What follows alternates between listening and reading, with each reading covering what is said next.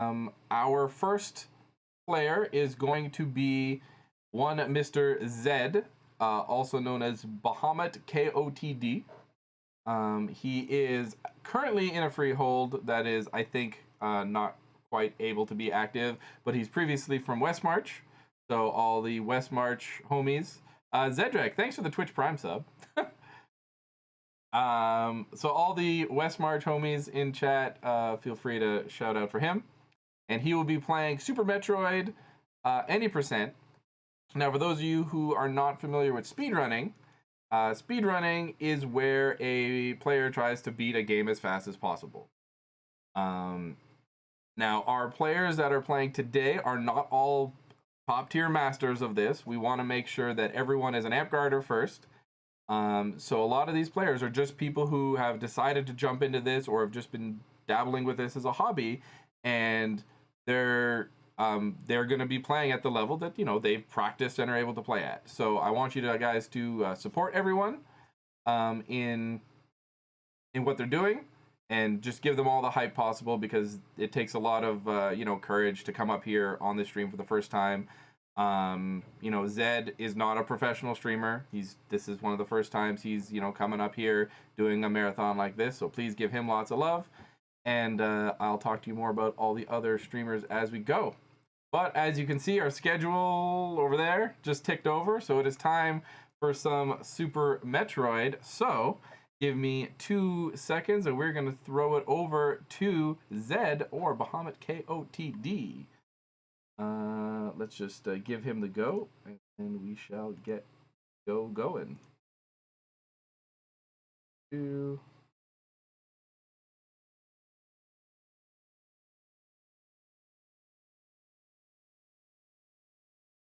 All right, enjoy, everybody.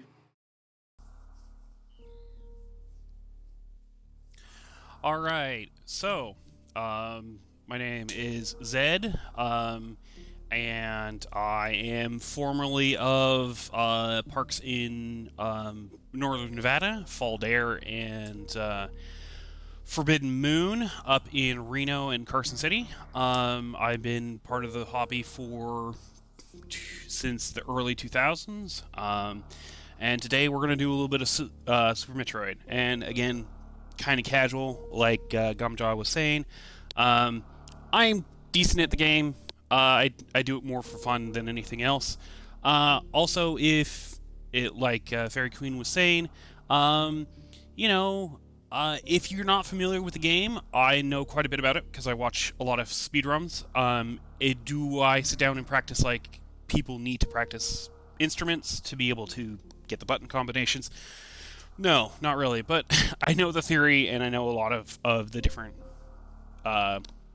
techniques and what they do for optimizing speedruns. So right now we're just gonna do a real quick casual, or quick-ish casual run of the game with as much of some sequence skips and some route optimizations as possible. So starting in 3, 2, 1. We're going to skip out the intro. Basically, all that you need to know is that Samus has been going around the galaxy fighting alien jellyfish that eat things, and she saved one because she felt bad.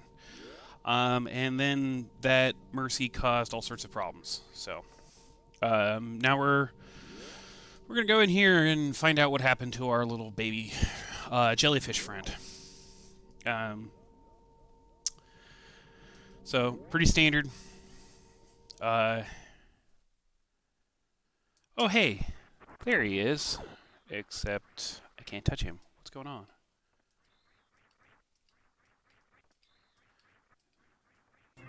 Uh-oh. Uh-oh. Big purple dragon. Space dragon. Except this is all scripted. You can't actually... You could try and beat him, but that takes way too long. So, we're gonna... Jellyfish are friends, not food. Yes, indeed. He's my squishy, and he will be mine. So then, in standard Super Metroid, or in Metroid fashion, things are going to blow up. So, Now we gotta run away. When things go bad, things blow up. So now we're gonna try and get out of here as much as possible. Something that you may see me do that I'm not really super practiced with yet, and if you start watching Super Metroid runs, you'll notice that normal runners will do this a lot more. It's something called arm pumping, and if the game is such that if you aim to the left and right with the angles, come on, Samus.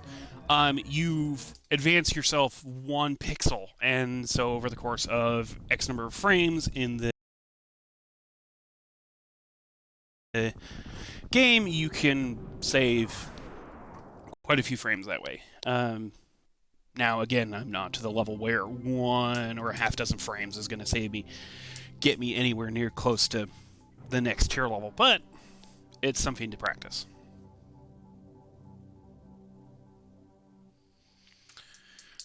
Zebes, the Z planet that no one knows how to speak.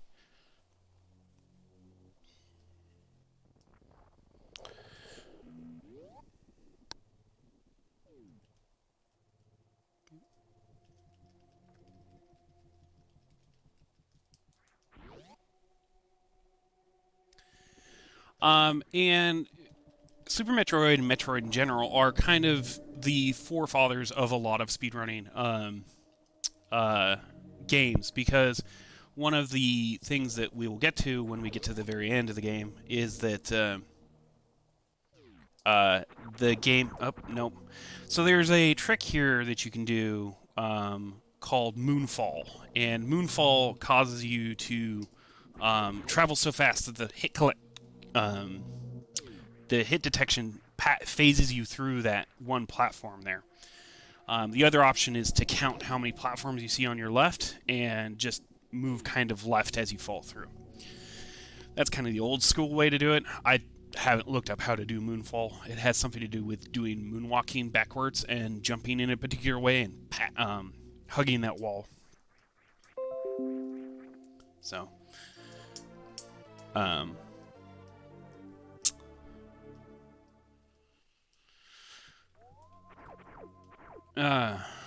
so we're not going to try and...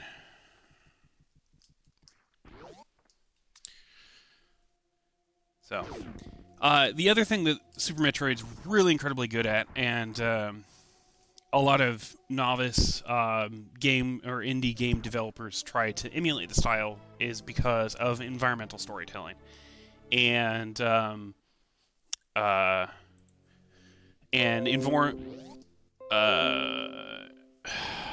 okay. Hello, game. Hold. Jeez, I clicked on the wrong thing.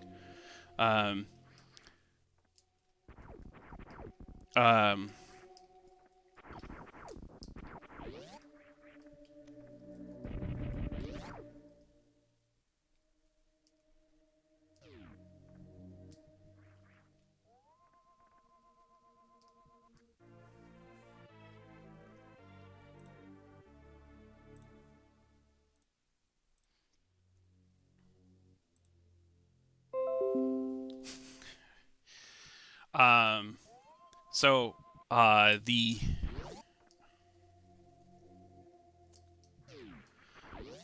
sorry about that.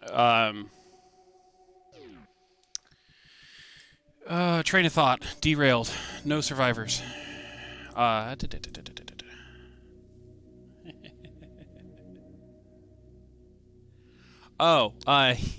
us about the route KPDR. KPDR is an acronym or a abbreviation of the boss's names in order.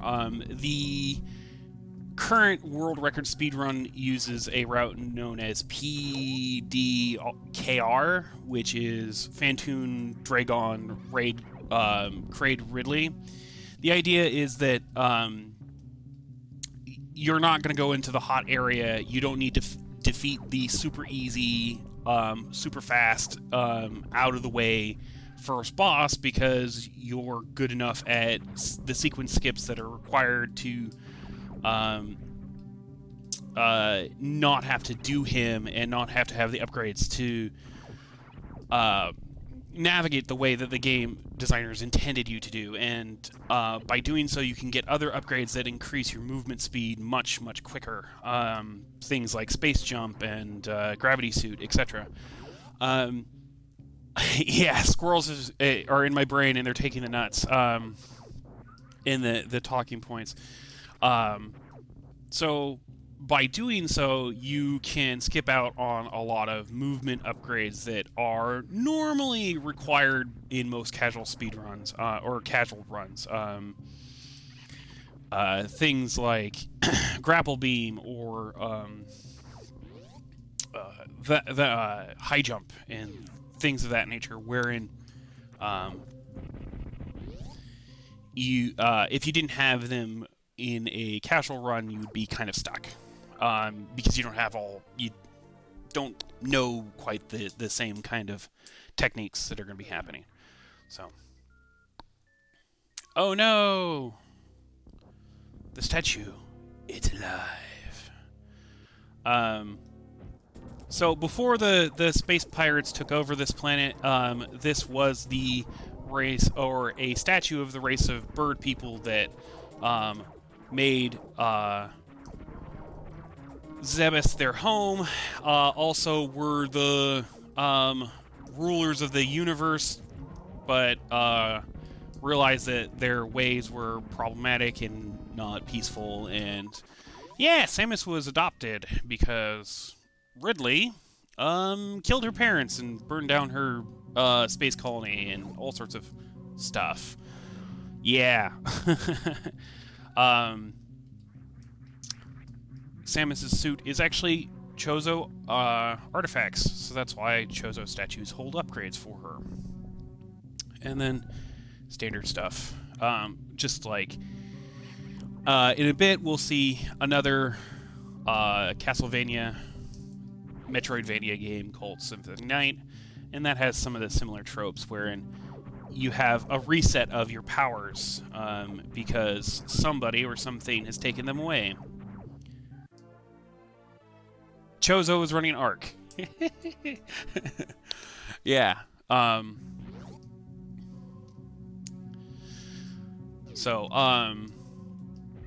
Now these guys look the same as the other guys, but they are a little bit buffer and they don't put up with that stuff, and they have to take missiles. So that's why I took the safety missiles in that other area, because I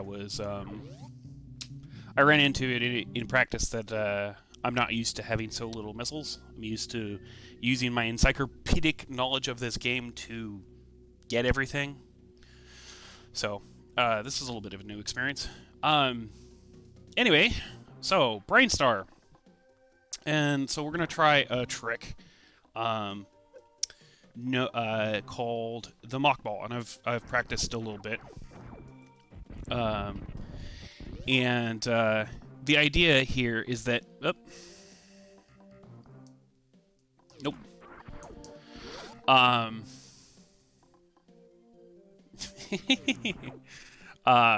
The Mach Ball is a trick pioneered by Mike Zymont, as I've heard tell. The legends are that you jump into this room, and as you're jumping into this room, you jump and you hold down and forward. And the idea is that you roll the control stick, or you can roll the control pad such that you transform into a ball, this motion, while you're in the air, but you do it such that you don't bounce. So something like that, right? But you do it while you're running, and you maintain your running speed such that when you come in here, these crumble blocks don't cause you to fall, and additionally, you're low enough and small enough to the ground that you can pass under these gates, because otherwise you have to come back with the Speed Booster upgrade, which allows you to run fast. So normally, if you were in ball form, you're not very fast, so you get about that far. So we're gonna give it a couple more attempts, just because I need to practice it. Usually I don't bother because I haven't sat down and like learned how to bonked my head. I haven't learned the actual trick. And usually when I play this, it's usually, oh hey, let's play Super Metroid. Let's do 100%, and I just do with what's familiar, and not into a. Do I hold run? No, that.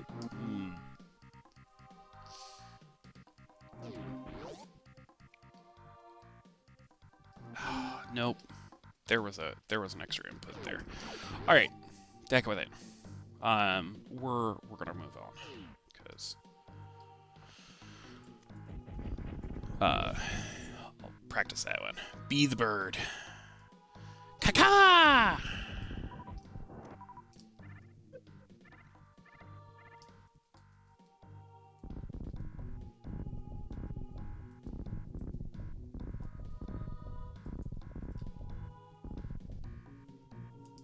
Or be the bat and hang from the ceiling and then jump on people when they come by. So we're going to try this single wall jump here. I've been practicing. Haha, maybe. I say that and then I fail 3-4 jumps in a row. Alright, so the technique that I'm trying to do here is called single wall jumping, or wall jumping in general. And the idea is that it's a secret, not in the manual technique that speedrunners use to access areas that are normally very difficult to reach. And I'm much better at the right-hand wall version of it than the left-hand wall version of it.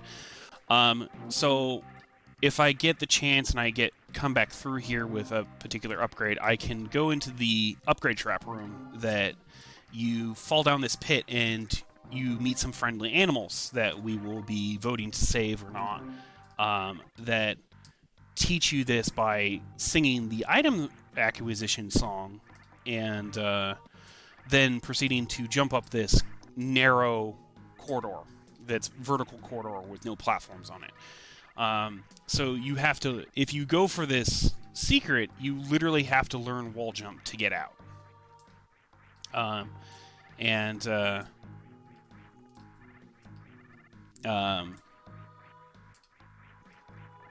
right, well, not happening today. We'll move on. I'll come back to that later. Sorry, didn't silence my phone. The Mirrodin device is out to get me.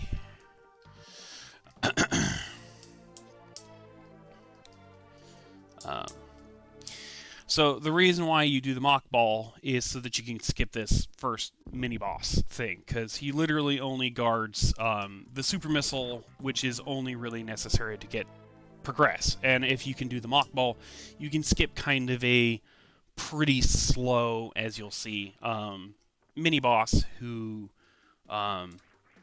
is not... It has the same problem that the Phantoon boss has, is that he has patterns, and you're stuck with the RNG of the pattern. Okay. There we go. Hey.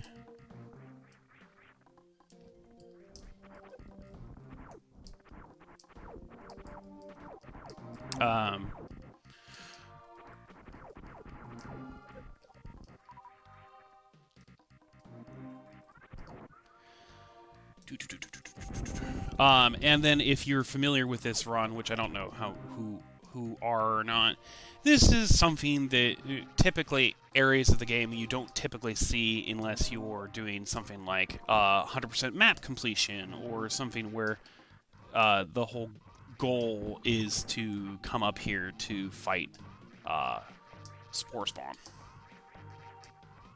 Okay. Key Hunter, can you... Okay, this is not going well. Okay. Well.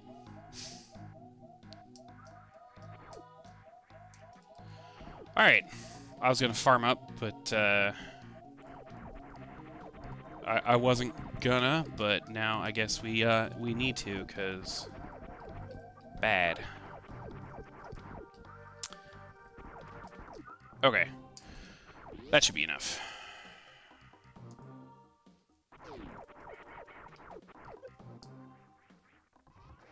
Safety strats. Marathon safety. You know? Yes, also to get rid of the really, really atrocious early Nintendo beeping sound of low health. And say hello to Spore Spawn. Unfortunately, Spore Spawn is a plant, but he's not a green friend. He is green, but he is not a friend. So, yeah. Nope. Take that. Again, fairly slow, non-manipulable boss. So we will see how this goes. Sometimes I can get, if you've got really good timing, again, one of those, you can get multiple hits in on his core there.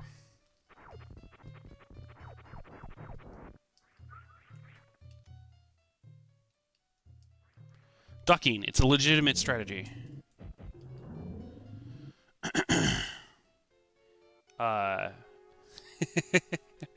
Maybe.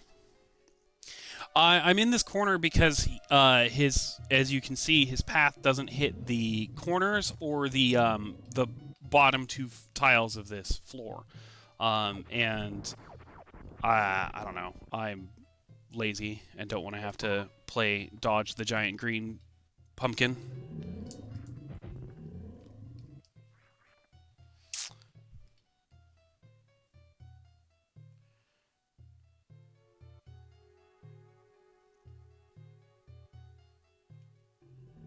Oh, of course.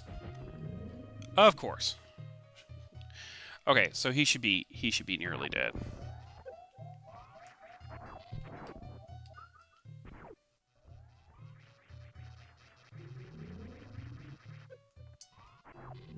In fact, he is dead. So we'll just scoop up some of that tasty, tasty pink juice while I'm here, and then we'll move on.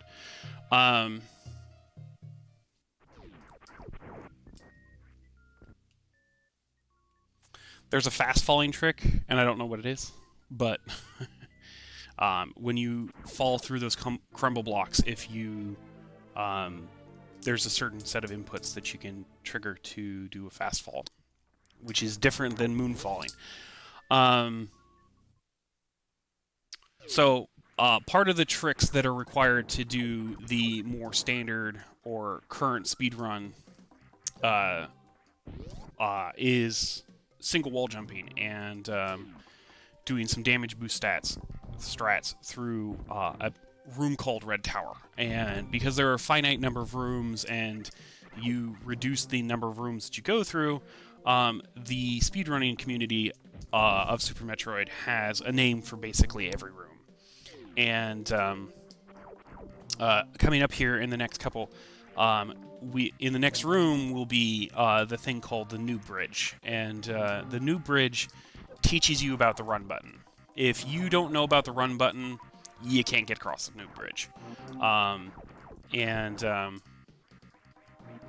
Oop, almost.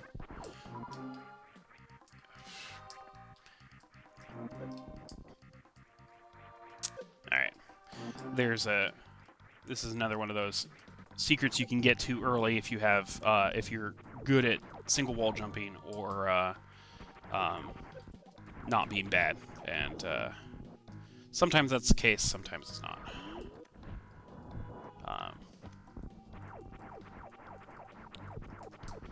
It's like it's like being at having played 6th and going, oh right, that spell no longer exists, or oh man, they changed the wording on that spell again.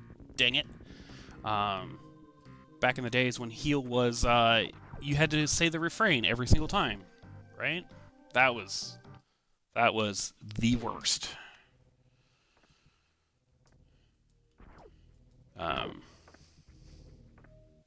So this is Red Tower, and if I was really good, you can single wall jump up a corridor that is typically full of enemies and has a beam block at the top. And if you single wall jump up there, you can kind of like that, but very much tighter. There's also a trap there, so if you're the unworry will be caught unawares. Yeah, there we go.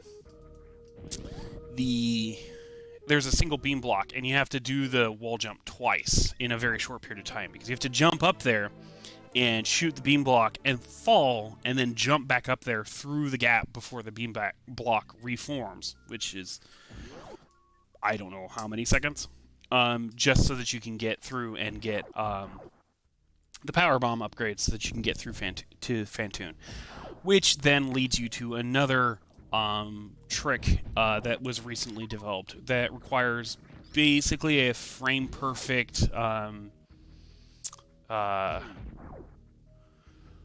single wall jump off of a pillar through water to get across this gap. What is Spazer? Spazer is the wide laser, or space laser. There's a lot of mistranslations. The Varia suit in Japanese was the barrier suit. So, you know. Early games translation, or, you know, anime translation. Oops. Let's see if we can catch him. Aha! Have your pet spaced or neutered? Yes, always. Otherwise, you may end up with more space jellyfish than you know what to do with.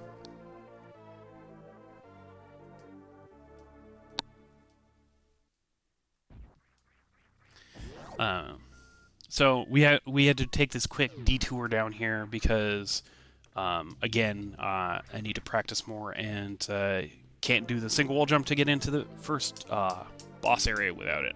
So.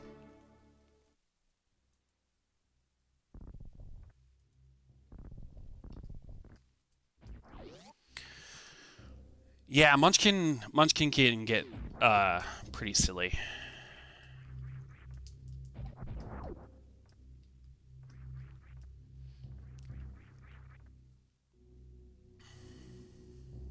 Now I fly. Well, not quite. That's not till space jump.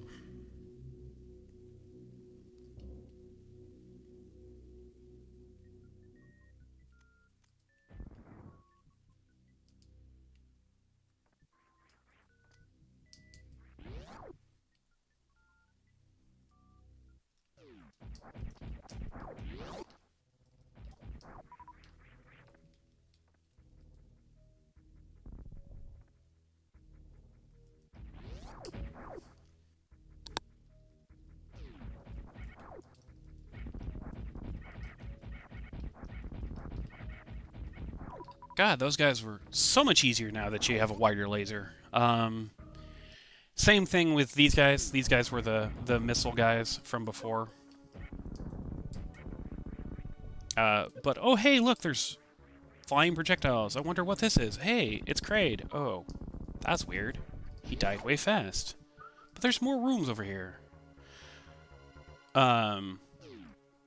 So, in the original NES Metroid, that was as big as Kraid was in that game. So, players of original Metroid would have been like, oh, hey, that was Kraid. He seemed awfully easy. Until you see this weird door over here. And then... Oh, that's a big boy.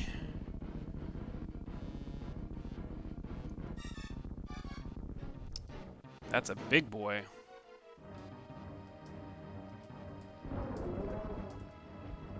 Nope. Okay. No Kraid quick kill for me.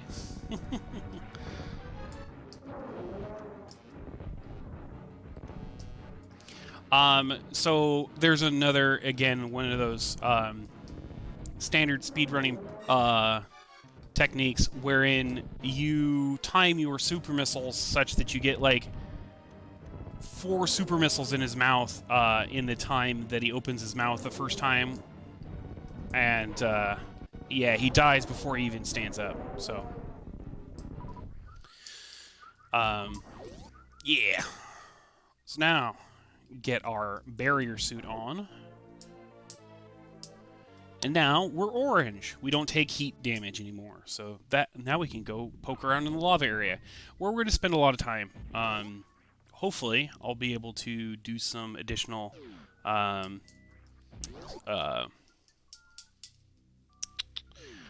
sequence breaks and be able to not have to leave Norfair at all, because of, well, if I don't have to leave Norfair until I have all the upgrades I want, then I don't have to come back to Norfair until after I've beat Meridia Meridia until I'm ready to fight Ridley.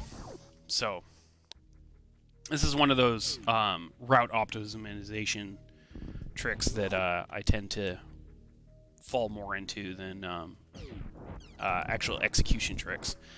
And safety tank. It's here. It's easy.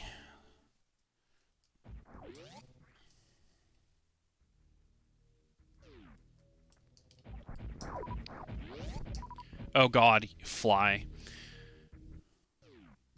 Flying. So. Oh, here we go.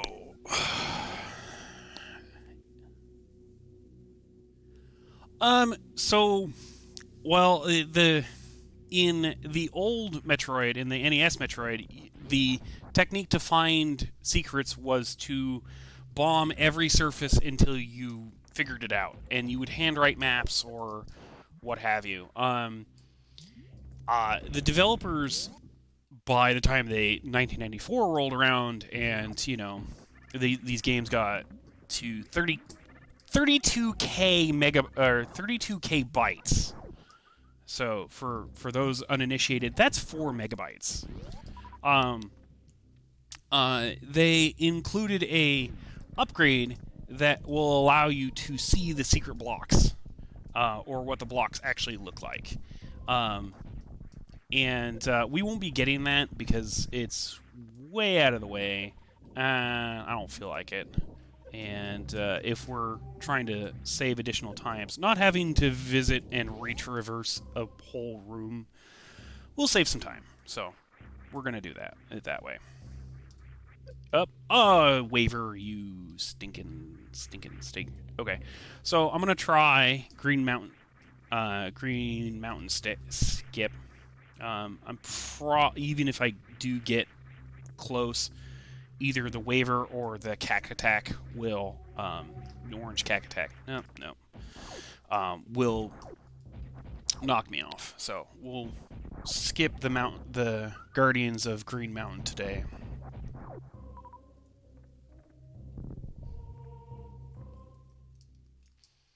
I want to say that 70 or so % of the game's items are usually hidden in such a way, or that it's a matter of you know about them, you just have to look around for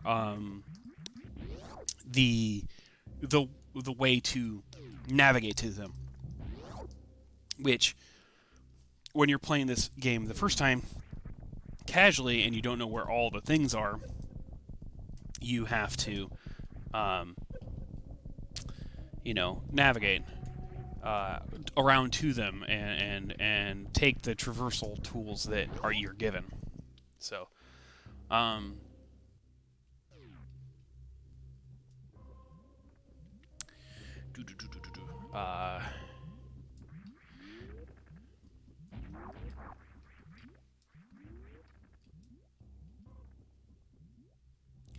there was also during the time in the 90s where if you were looking for a particular secret or what have you, you could always call the Nintendo Power Helps Hint hotline, which is still working today, if I remember correctly. Funny story about that is that recently the Art of Nintendo Power Twitter found a map that was drawn by the developers that the Nintendo Power Guide people had on hand, and they weren't supposed to use it, but it was incredibly useful because, well, if you don't have time to sit here and play the game and you're just trying to... Aha! Hype? Well, anymore. As I am fond of hearing, there's a Japanese term called GGKRS, which is equivalent to just Google it, but it's a little less polite than that. In practice, I actually died in that pit. I was trying that single wall jump 2 or 3 times, and it didn't really work out. So now we have the wave beam. Now instead of getting stuck on getting hit through things, it actually is like microwave energy and passes through stuff. So that's the Cack Attack I was talking about, who is the guardian of Green Mountain.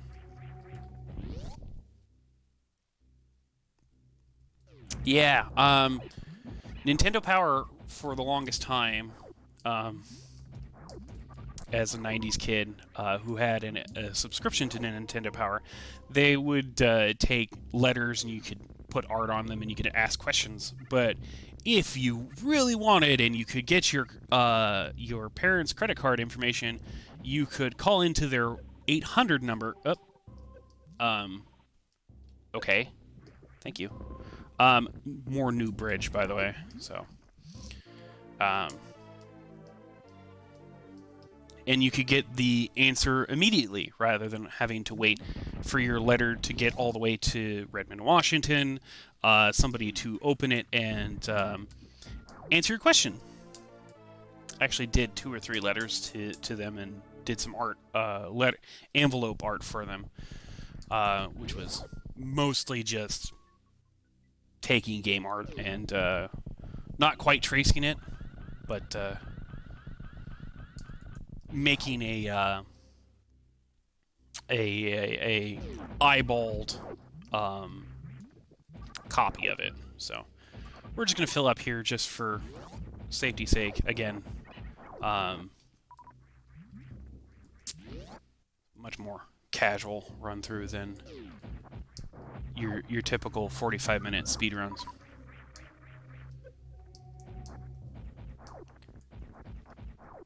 So this purple beam that I got is typically not gotten until after you go up to you go back up to Red Tower and you have the ice beam and you traverse through that and you get the power bombs. So we're gonna go get the ice beam right now because I'm gonna use it to get power bombs in a different space because I don't want to have to wait till Red Tower. Uh-oh. Bitrate. Yeah, I am no longer in Reno, Nevada. I am out in Pella, Iowa, a town of 10,000, and the best internet I can get is 25 meg. It's unfortunate. Yeah, it's not bad. If you're into tulips, they have a tulip festival in May that has been canceled, unfortunately, because of our friendly neighborhood SARS. But that is how it goes.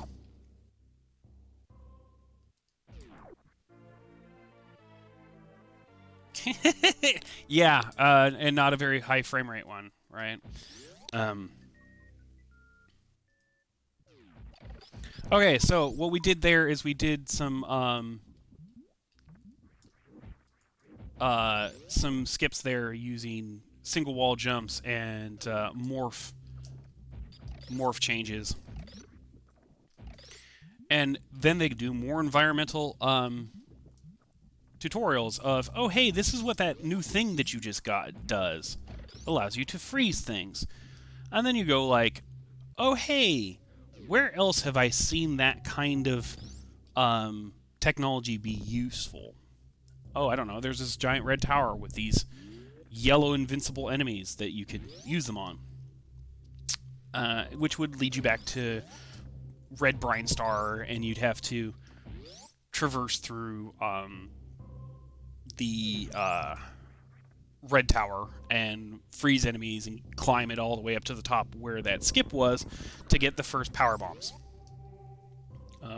Which then you could use to go up into...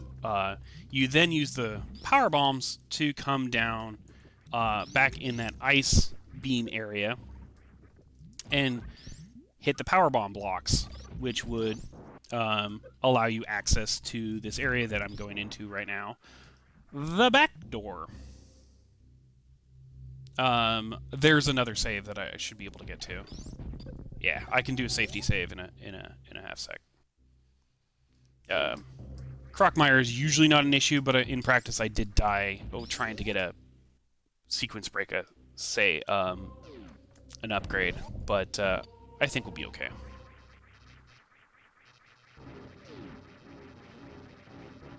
Hello, Crockmire.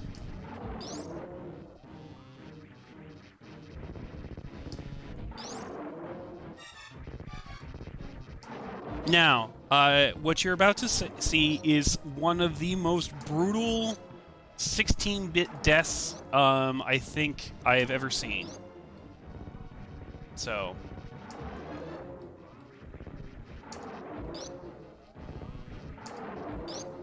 But Crockmire here is invulnerable, pretty much. If you shoot him anywhere but the mouth, he doesn't phase him. But if you shoot him in the mouth, he backs up because he's like, I don't like that. Something about this game and shooting things in the mouth. Not quite sure. But he falls in this pit.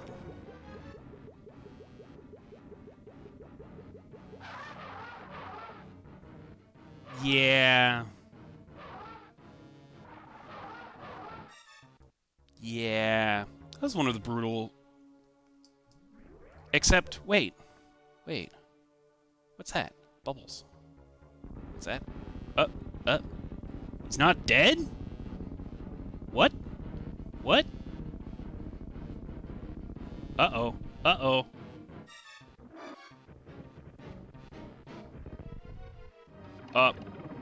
Guess not. Too bad. Alright, so, there we go. So we'll do a real quick safety save, because raisins. And then we're going to do the shortcut, the way that I like to do my powerbomb skip. Yes, because raisins. Now I'm going to fly away from Earth for no good reason! Now he's trapped in a book that I wrote, full of plot holes.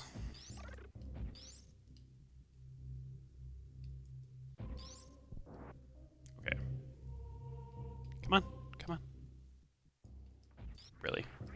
You're gonna be stuck because of that.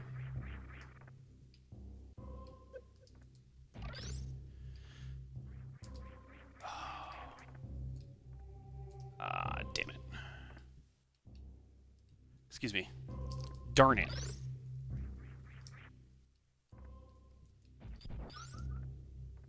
Okay.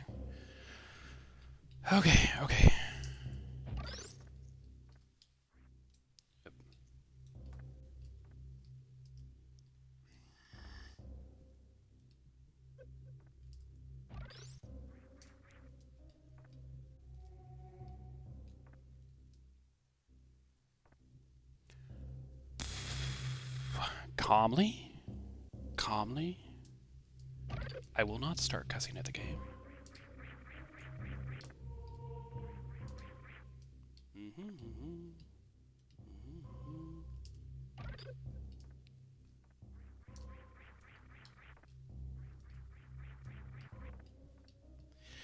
So I really need these.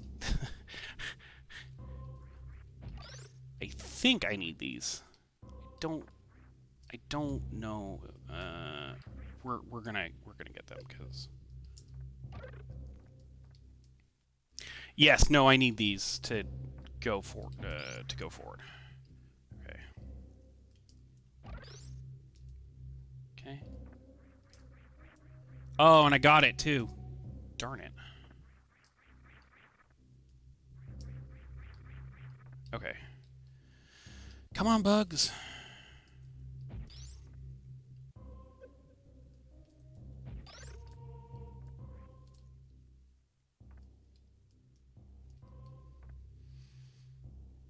Okay.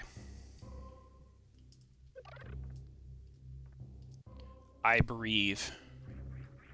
Oh.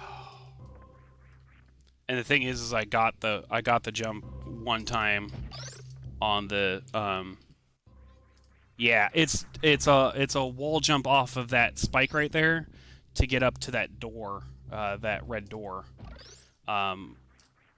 What has so the wall jump, I haven't explained it, but I've been using it occasionally, is a technique wherein you're doing this spin jump and you press away from the wall that you're coming up against and jump, and it allows you to and I got it off the wrong surface. To gain additional height.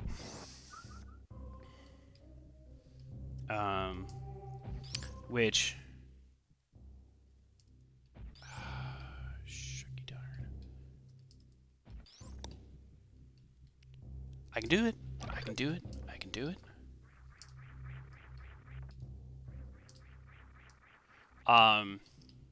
We're trying to get this power bomb upgrade without having to go halfway across the map and come back. Okay.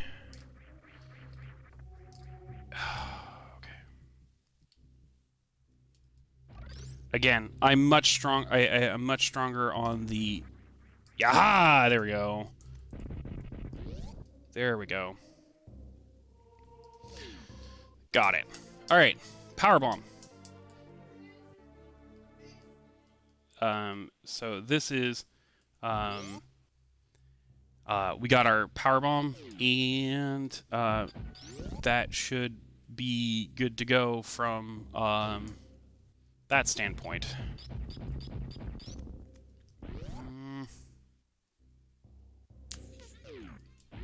Nope, nope. Okay. One.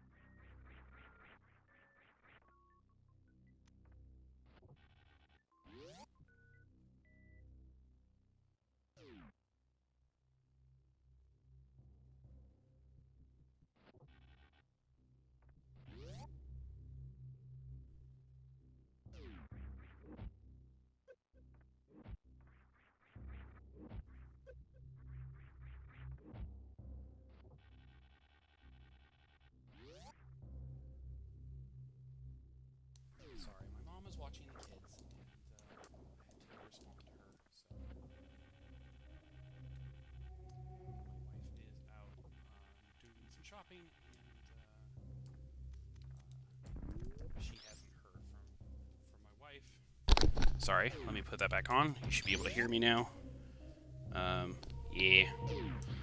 Mom!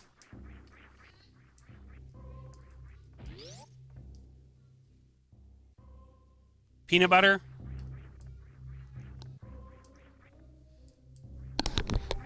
That would be fine.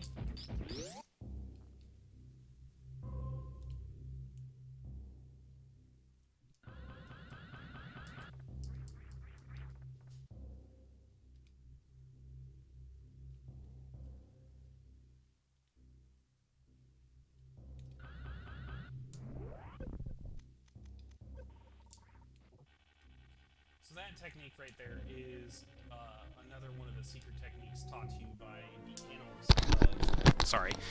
That technique right there was another technique taught to you by the animals of the planet. And that one's called the Shinespark. And that trades speed for health. And that can allow you to do certain other tricks that are kind of... no longer done by the community, such as Ocean Fly. And Ocean Fly is wherein you are trying to get to Fantoon, and you use speed boost. You use the speed booster short charge, and the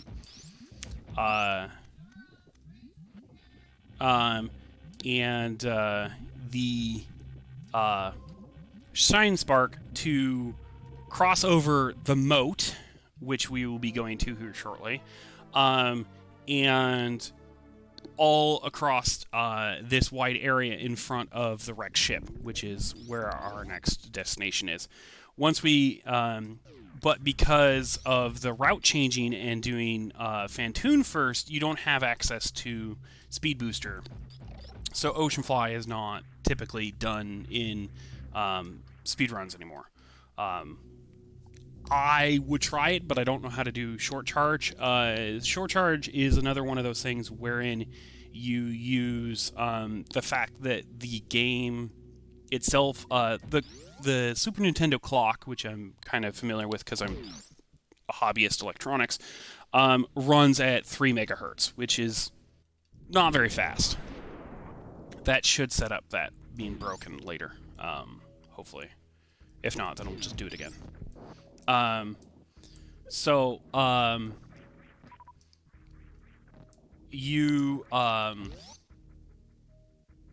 Fly. Okay, Gumjaw, I might have to take a half second to go help the family because I've been requested. So if 1 second while I get up Red Tower here, and then at the top we can take a pause. I apologize profusely. That orange door there is the way that you would get to X-ray scope, which we're not going to get because we don't need it, because I know where all the things are. And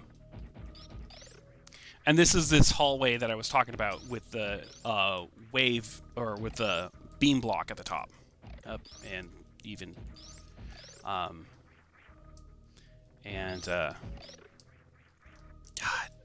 bless it. Focus, squirrels. The squirrels are coming. Oh, jeez.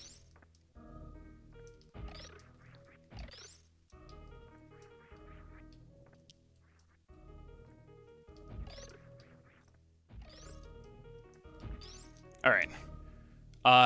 Go ahead and read donation incentives. It's back on you, Gumjaw, for 5-10 minutes.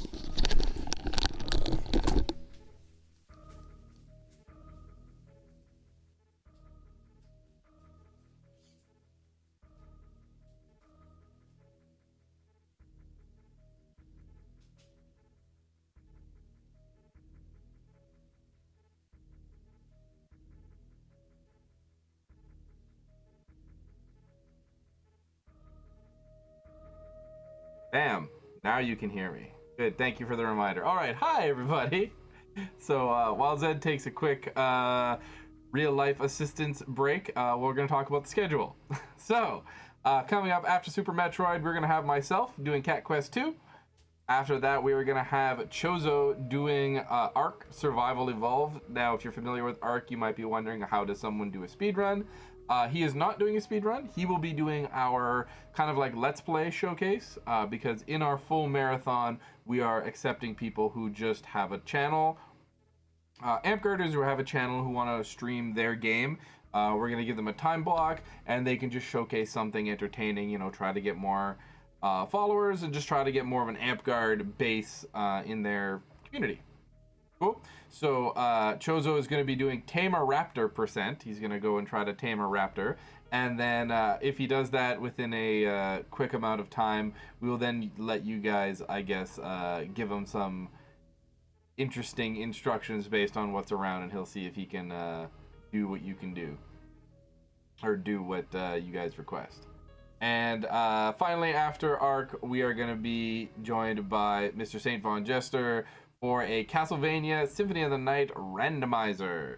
So if you've never seen a randomizer before, that is basically a game that has had the different portions of it randomized, and he can set what is specifically going to be randomized, whether it's item locations, power-ups.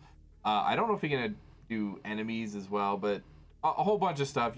Every game that has a randomizer, you can choose what settings get randomized, and so he has a specific set prepared for us, and he's going to go through that. He's not going to know where anything is, how the randomization turned out, and we're going to watch him try to do that as fast as he can, and it should be an enjoyable time. And all that should hopefully be done by about 6:30 p.m. Eastern Standard Time. So if you guys are sticking around with us, thank you very much. The schedule you can see right there is available. All of these videos will be clipped and thrown on YouTube at some point. So if you miss something, or if you can't make it to watch everything, but there is a specific one you want to see, you can come back in the future and check it out on YouTube. If you're watching this and you're thinking, hey, I can do something like this, then consider submitting your own game to the full Swift-a-thon, which is going to be happening in June. I'm going to be posting up a Google Form submission document around the different groups after this event, probably tomorrow. And if you have something, submit it. Again, it does not need to be a speedrun. You do not need to be a professional. You don't even need to know how to stream. If you have a decent enough internet connection that you can that you could stream, then I can help you get set up. I can show you how to work OBS. I can show you how to get your Twitch set up, or YouTube, or however you want to stream. If you have a PS4 or an Xbox One or one of those things that can stream just straight to the internet, you can use that as well. And I can pull from that. So I really want to make this kind of thing accessible for Amtgarders and help us, kind of join our two favorite hobbies. So thank you for supporting that. And It sounds like Zed is back, so we're going to throw it back to Zed. Okay, sorry about that. Interruptions. The reason why I don't do more streaming or speedrunning. So, Gumjaw, ready?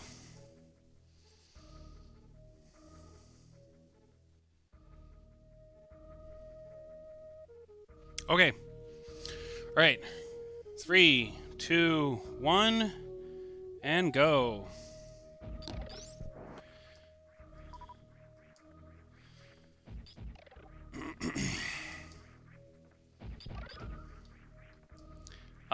So I think those are called Venusaurs or Venus flytraps. I forget the exact terminology the community uses for those particular enemies.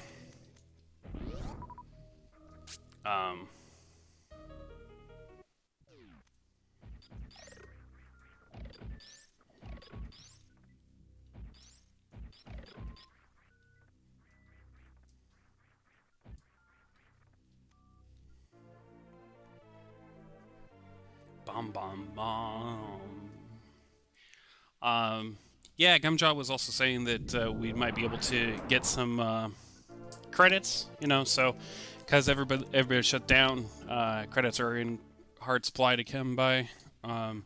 just in case, you know, you haven't been playing in the universe, Amtgard since, you know, 5th, and don't have, you know, 6th level master of everything. I've got like 3 or 4 classes to 6 by now: wizard, healer, barbarian, warrior, monks up there too.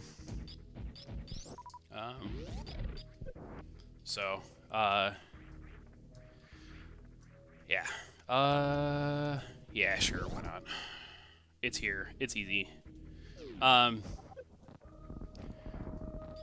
This is another one of those,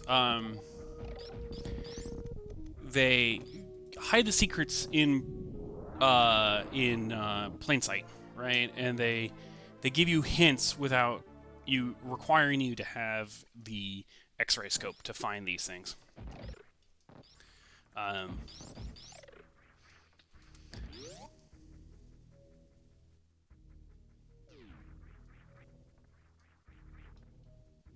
So, up we go, going through the moat and the into Phantoon, who is one of the RNGiest of RNG bosses. He has lots of patterns, and there's no way you can manipulate what pattern he's going to give you. So you can have runs that are going really well, and you can get 2 slow patterns out of Phantoon, and you know that you still have time to save because of the way Phantoon works. So this room is called the Moat, for obvious reasons.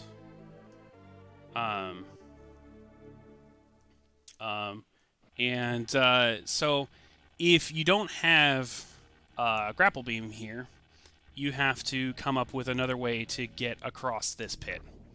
And the options, if you don't have grapple beam, are doing a wall jump off of that item platform pedestal, which, given my track record with single wall jumps, is not likely, because it's also frame perfect. Or doing what is horizontal bomb jumping, where you do something like this, and you place the bombs such that it will allow you to traverse the gap. It's pretty tricky, and if you fail, you fall in the pit, the moat there.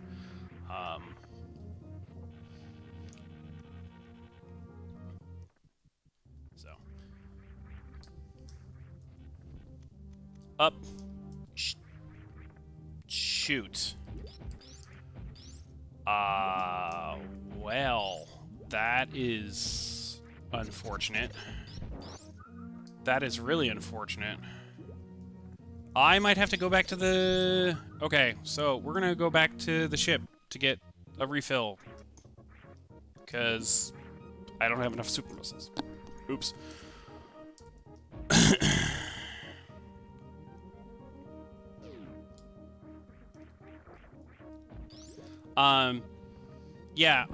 Everything that you can do on land, you can do in the water. In fact, there are certain mods and ROM hacks that expect you to be able to do underwater wall jumps, etc., in order to progress. And there's, in fact, a category called Reverse Boss Order, wherein you kill Ridley first, and that requires a bunch of secret techniques, much like single wall jump and Shinespark to complete, as well as one that I don't know how to do very well and don't need to. It's something called the Crystal Shinespark, or Crystal Flash. You have to be in your last energy tank or so, and have 11 ammo of 10 ammo of the missiles and 11 power bombs. You use a power bomb, and it will heal you to full, in such that it will allow you to fully heal, etc., and all that nonsense. So, when you don't have your heat protection armor, you have to do that. Use the Crystal Flash or energy save states to keep your energy up and be able to beat the game. Hi.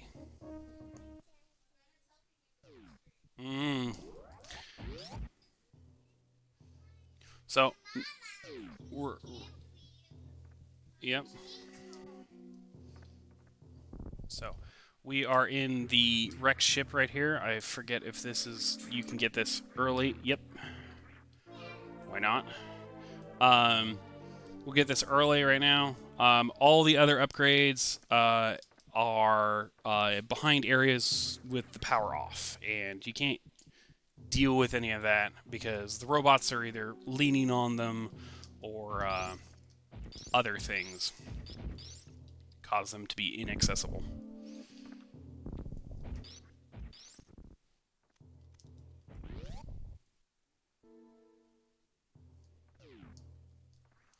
So, why killing the haunt? You know, Phantoon's a haunt. Yes, Peregrine.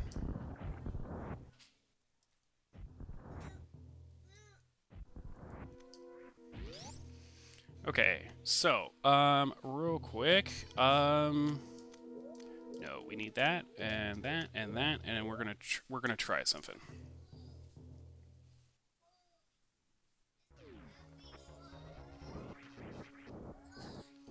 Oh, okay.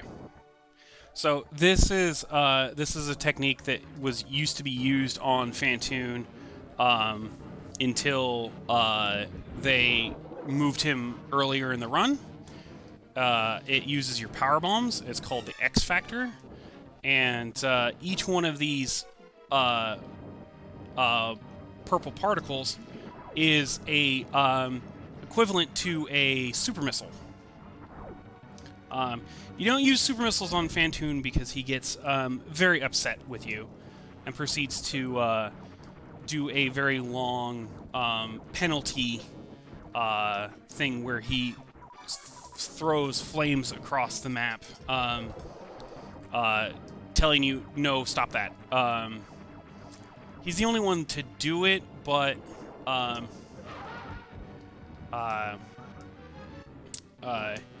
yeah, so we're gonna do it this way.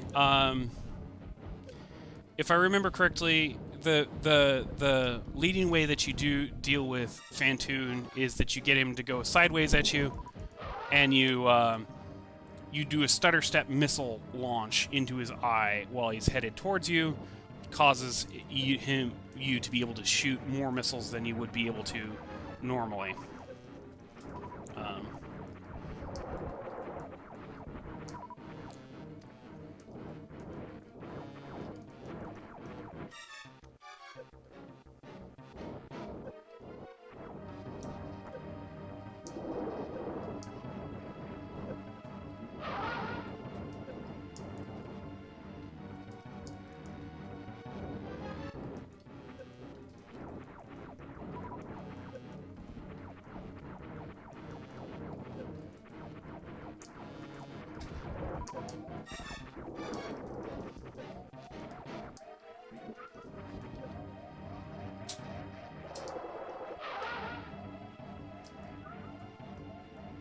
Oh, crap.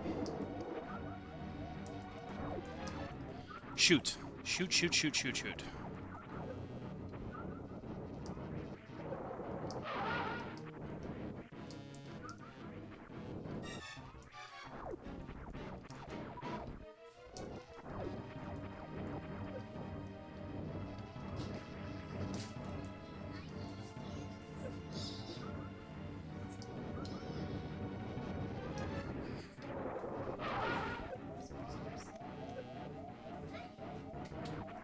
Oh, shoot. Okay.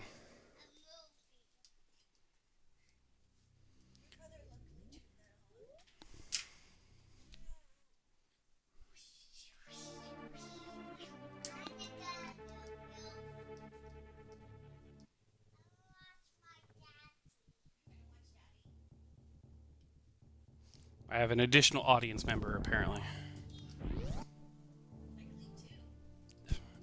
Please no.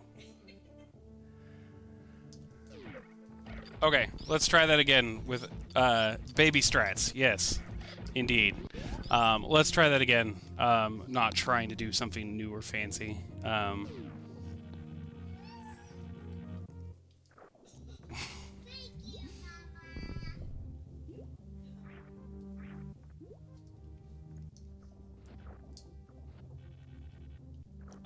Shoot.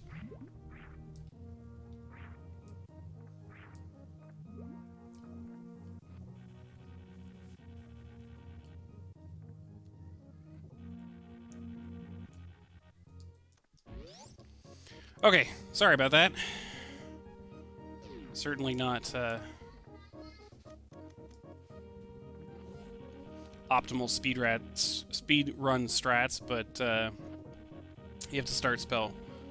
And again, you know, like Gumjaw said, Amtgard's an all ages thing. You know, kiddos happen to the best of us, or the worst, you know, depending on your point of view. Yeah, are you playing along with me? Okay, good job.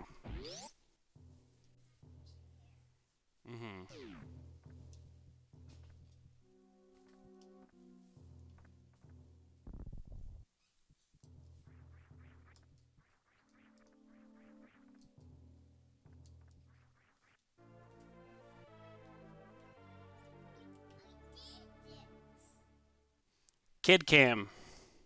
Can you say hello, Morgana? Can you wave?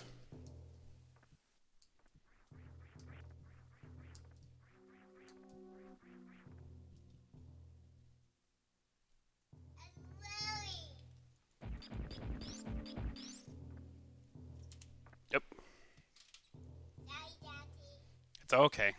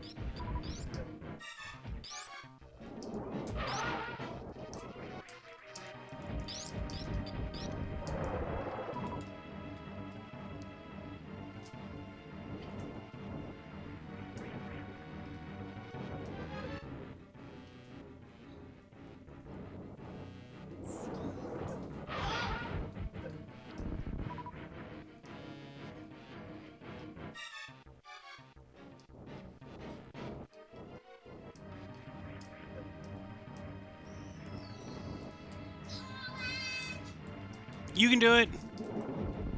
Are you helping, Daddy? Good job.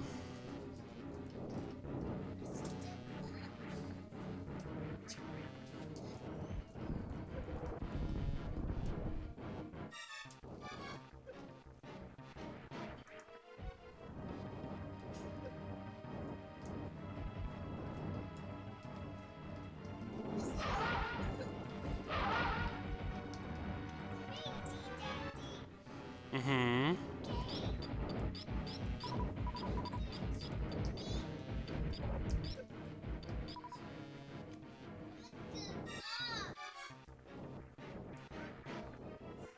Mm-hmm. Mm-hmm.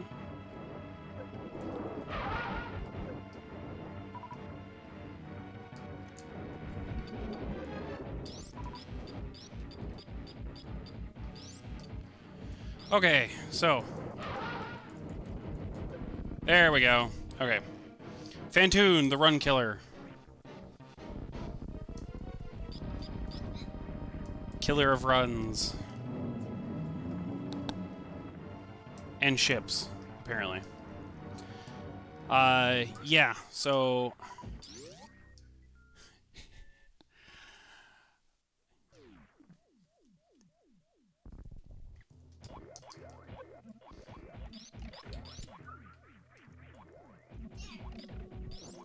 Good job.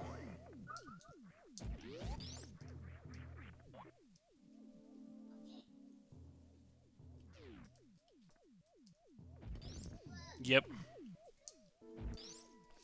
Kiddo strats to the win. Okay. So I'm gonna get some more supers because they're here. I know where they're at. They're easy to get. And Morgana, that's as close as you need to be.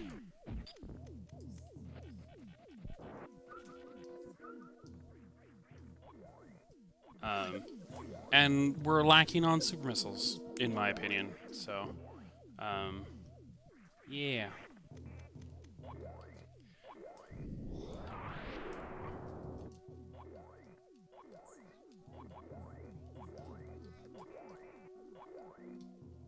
Right. Yeah, you could have gotten in here, but the robot would have been in the way of actually getting into this slot. And we're going to pick up a couple other upgrades up here in the wreck ship because it's pretty dense. Yeah, I'm feeling not having all my upgrades a little bit.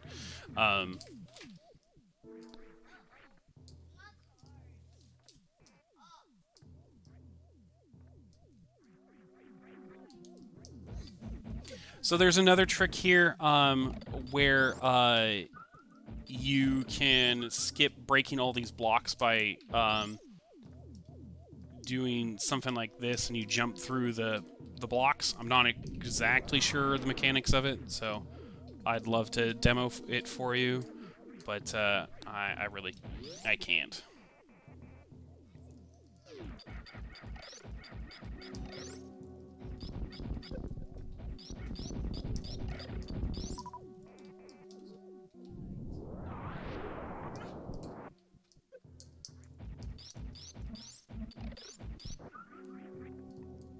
Something you may have noticed traveling through some of these areas, the doors are kind of this maroony color.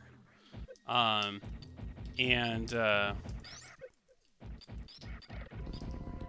means they're steel doors. Basically that they're locked, and usually you have to kill all the enemies in a room for these to become interactable. So, you want help, please? Okay. Can you... Morgana? The cord can just be here, okay? It's fine.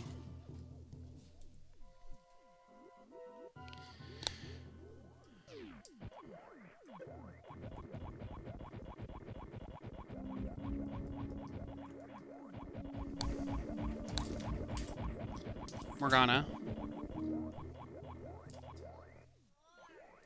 Okay, there you go. The cord goes up there.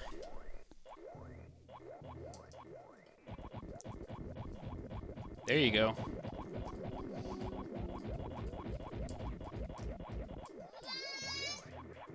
Good job.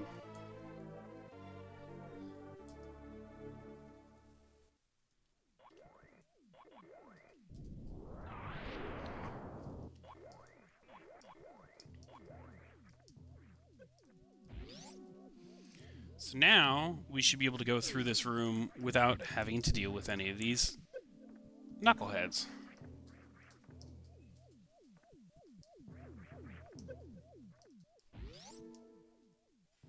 Yay! No knuckleheads.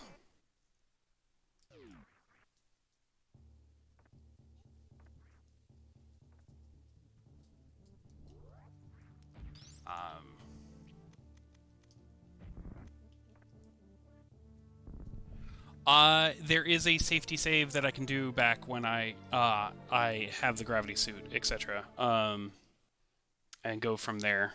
I will be headed back through Brine Star. Yeah. I'll be headed back through Brine Star. Oh.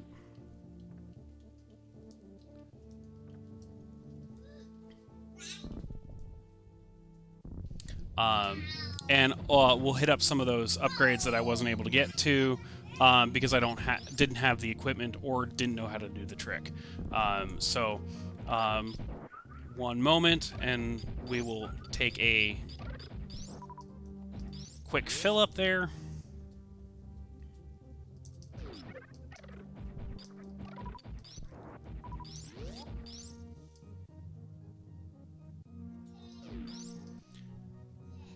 Good job.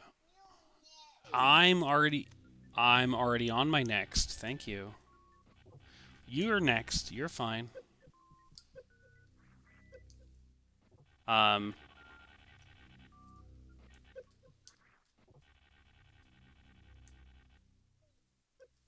Aha.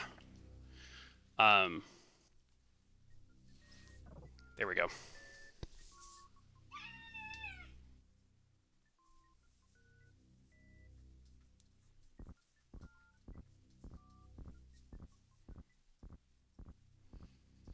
So we have to let Bird Friend carry us all the way to the gravity suit.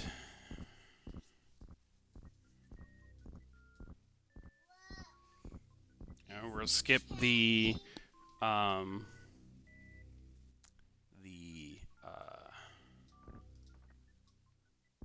reserve tank because I don't have enough energy to deal with that Shinespark. So they do a really good job here of setting up this. Oh, hey, there's this upgrade. But if you are aware and you've seen like another back area, you'll find out that, oh, hey, there's this bunch of stuff. You can actually run in here, break those blocks, and then run back and do a Shinespark up to a reserve tank, which is not overly useful. So.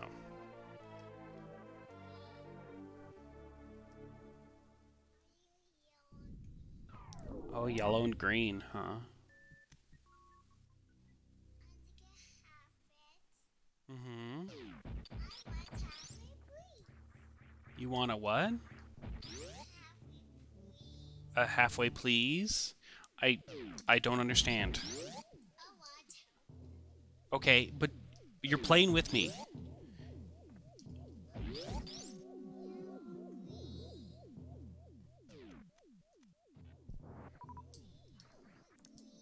Okay. Morgana. Yes.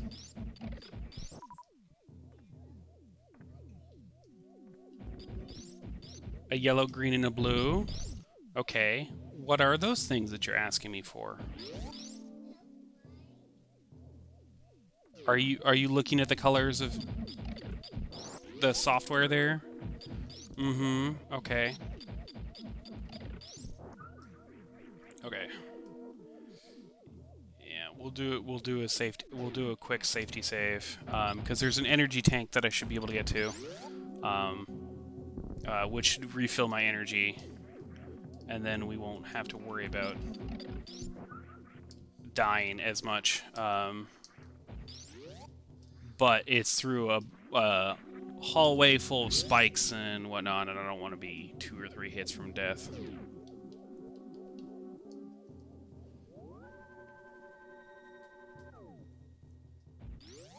Yeah, definitely. There you go.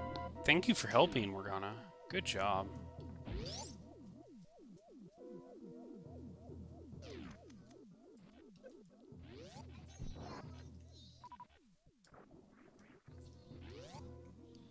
Oh, yellow and green?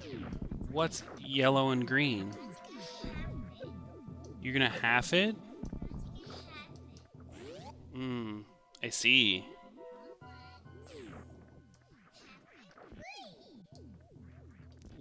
You want half of what, please?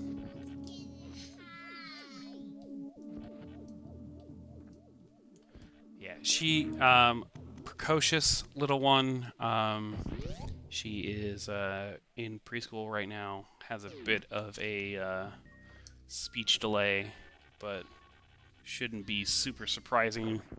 I did too, but I had a reason. I was, nearly deaf with ear infections at the time. Nope, nope, nope, nope.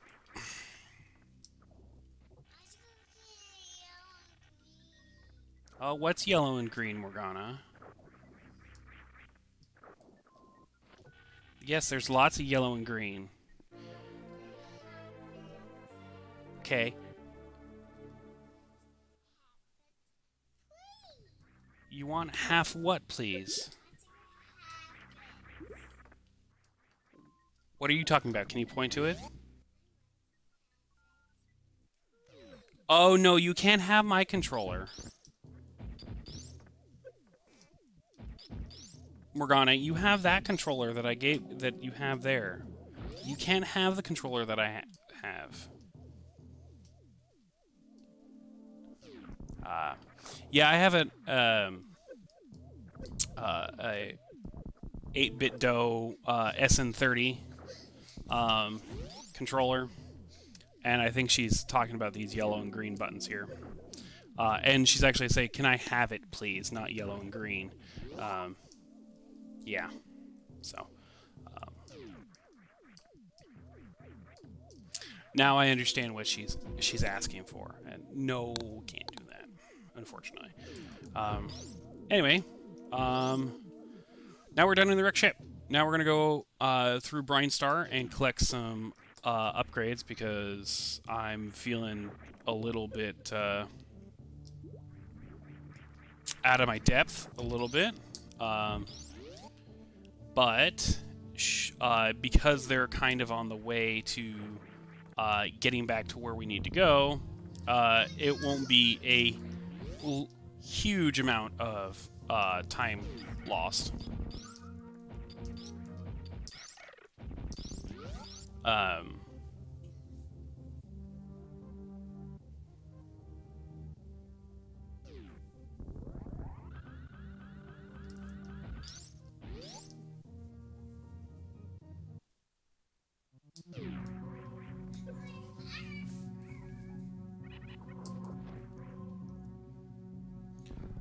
There's another path up above that I would have I could take, but it's full of what is known as acid, and is kind of time-consuming to deal with right now because I don't have the upgrade that would make it faster, which is basically space jump and screw attack, which would allow me to traverse the blocks very quickly.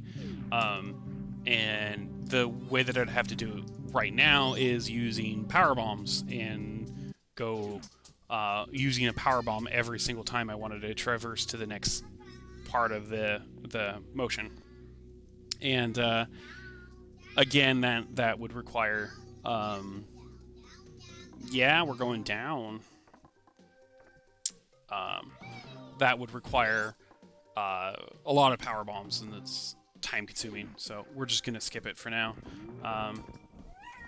So that's the intended route to get through that room. And there's a reserve tank, Kappa tank.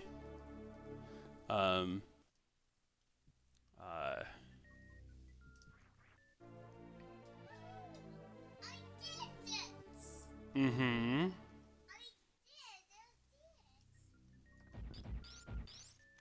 Oh no, there's a missile in the wall. Whatever shall I do? Yes, Kappa tank. Our Lord and Savior Kappa.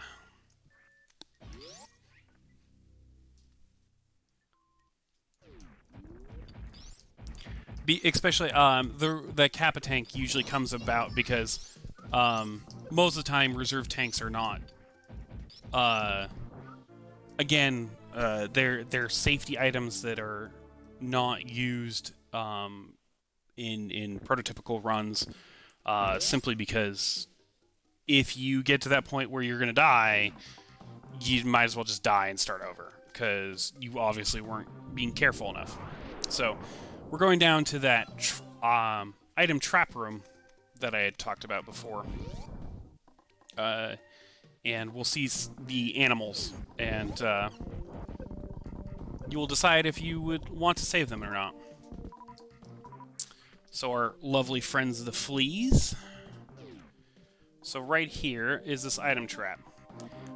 If I had the X-ray scope, you could see that these blocks right here are fake.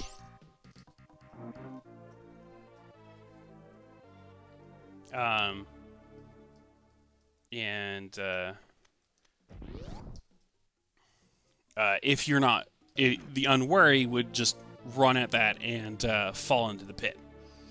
And then would cause you great consternation as you then are now stuck in a space where there's a safe spot over there and you can't get out of here because of crumble blocks. One-way gate.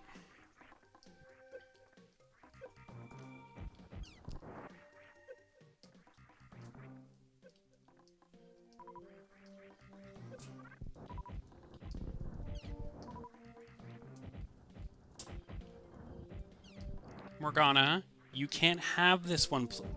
You can't have the yellow and green. I know, that's sad. But Daddy's using it, and Daddy needs it.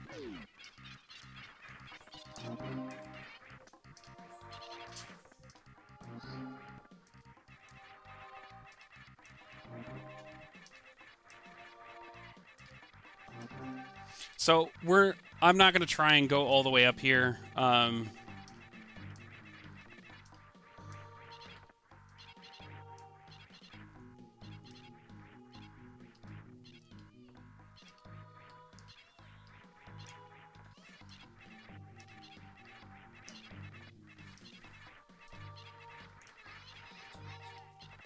Okay, there we go. There we go. That's the Etarunes. They teach you how to do wall jump.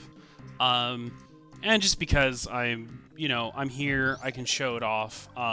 Because people in chat may not be familiar with this game, and the animals will be talking about saving or killing later. I can show off the animals for you. So there's another friend down here. Oh no, I fell down a pit. This seems inconvenient.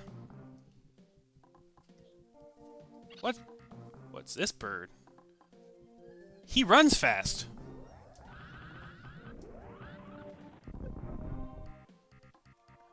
Yeah.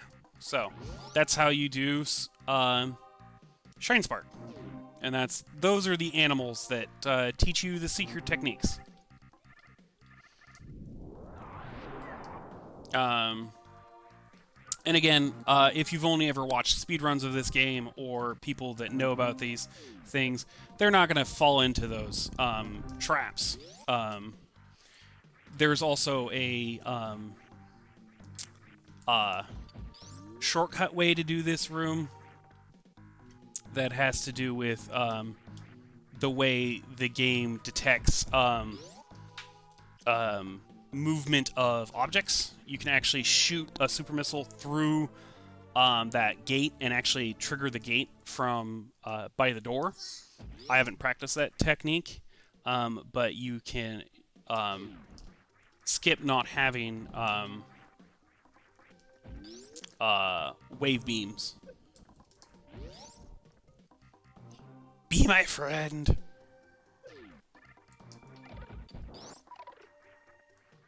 He's protecting his eggs, so he's showing you the way out.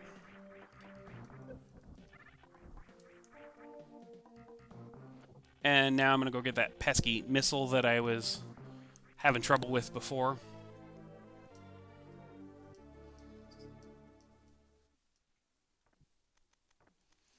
And of course,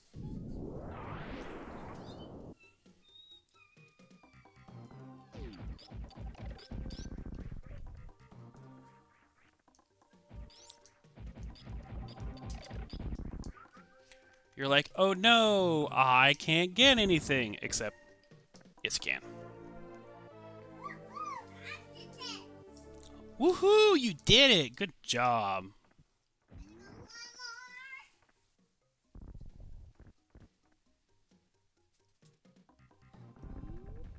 So, And off we go into the wild blue yonder. So. And then we're going to sneak down here and grab safety tank.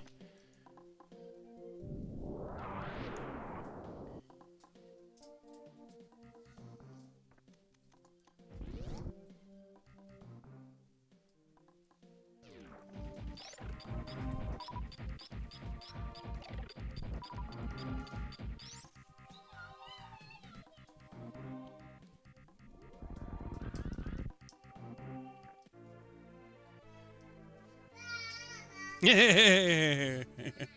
Nope. Thank you. Bye. There we go. I think I'll be good.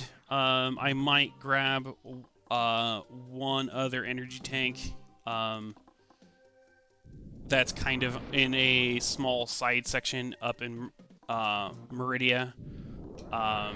Because it's kind of in the way and not terribly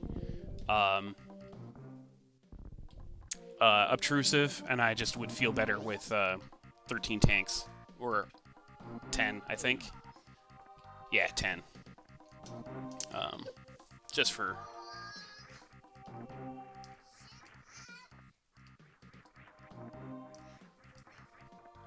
Alright, Morgana, that doesn't go there.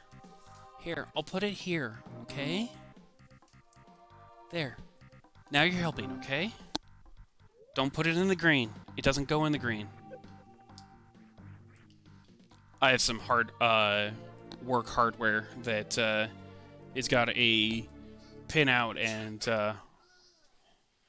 my 4-year-old daughter is thinking, oh, I'm just going to stick this cord where other cords are going into. So, this gate actually serves an interesting purpose in game design, in the fact that it locks you out of returning through Brine Star until you have the wave beam. In a stereotypical playthrough, you would go and you'd get the speed booster. You'd go fight Kraid. You'd get the barrier suit, Varia suit, and you would go and get the speed booster. You'd go use the speed booster to get the ice beam. You'd take the ice beam. You'd come up here. You'd go up Red Tower. You'd get the power bombs. You'd take the power bombs and go back through and fight our friend Crockmeyer. At that point, you would get the grapple beam. You take the grapple beam. You could go take the grapple beam and go get wave beam. Wave beam would allow you then to get through that gate. Nope. One of the most iconic things in 6-speed. Mode 7, everybody. Use the wave beam to get through that gate, traverse through that gate to get back to green Brine Star. Typically, I would spend some time to get the missile pack that is here, but that takes a lot of effort and setup, and it's a missile pack, so we're gonna skip it.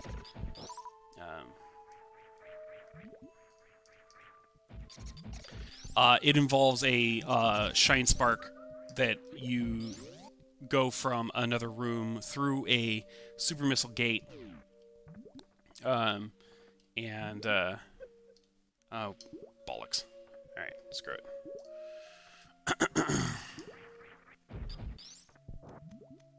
Oops.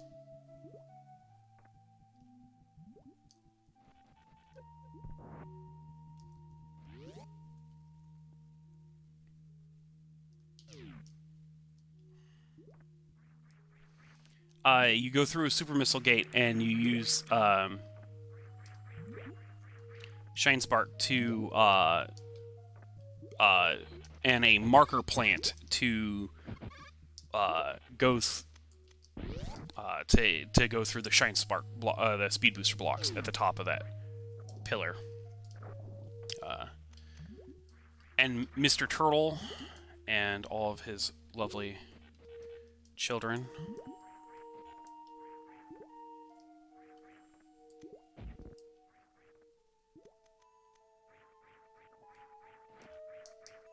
Mr. Turtle. Oops.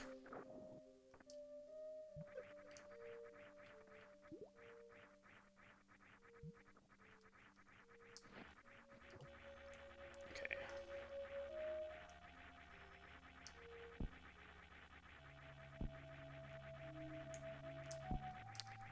Shh.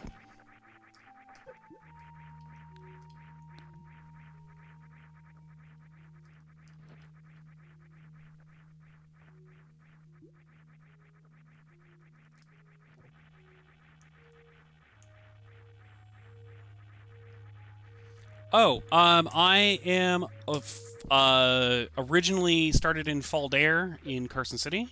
I worked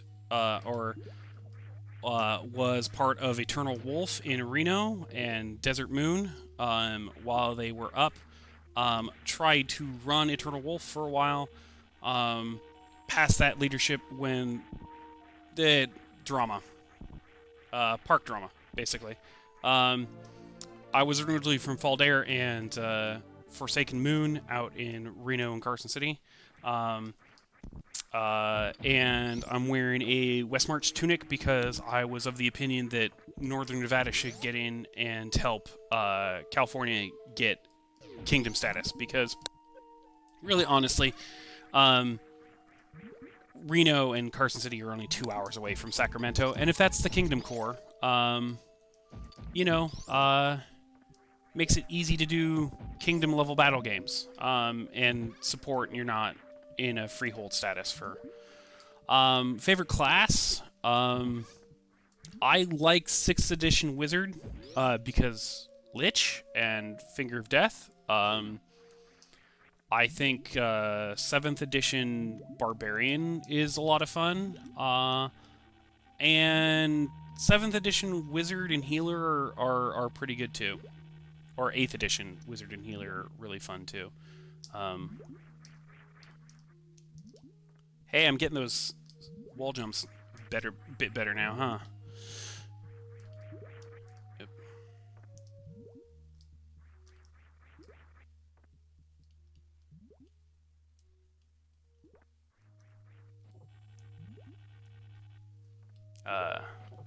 So, I'm partial to Barbarian, Wizard, and Healer. I've certainly scarred some poor noobs, some poor fresh players by running at them screaming berserk, and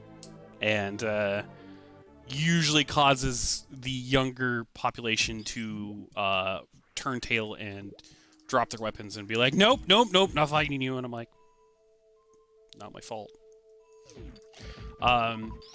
We had this battle game that somebody had developed where it was goblins versus adventurers. And so you had 2 adventurers versus a ever-increasing number of goblins and levels of goblin adventurers.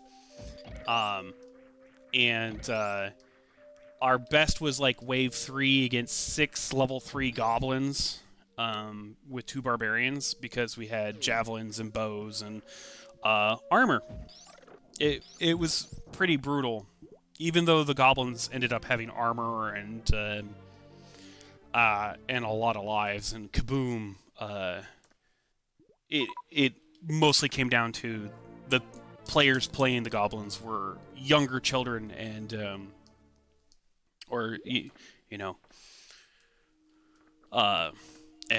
they tended to get intimidated and or not really understand when we're like, there are 13 of you, come all at us at once, but yeah.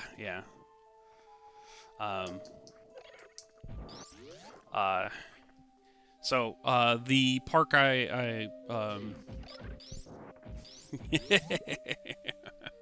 make them goblins and beat them up.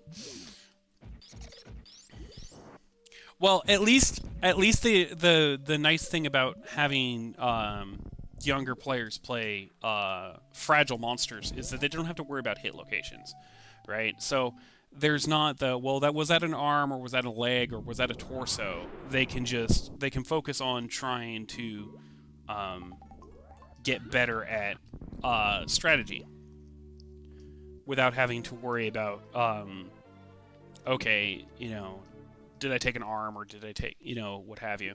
They can just worry about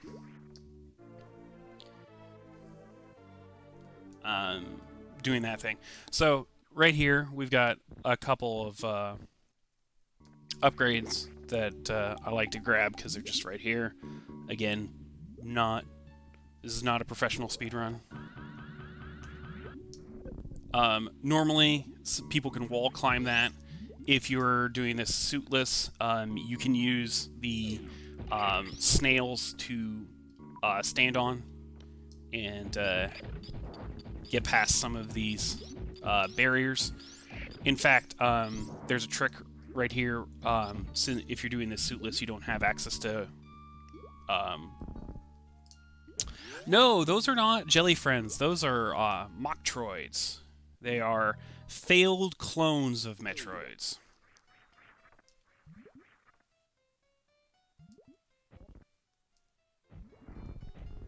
Yep.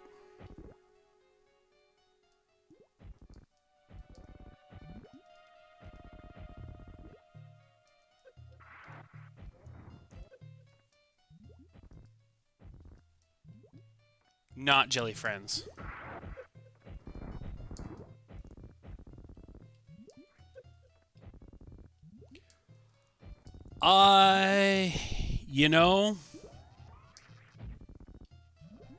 Probably warrior. And that really that depends on when, like, if she's in her suit, the suit really is like warrior. It's heavily armored. It's acrobatic. Yeah, evoker, wizard, and plate mail.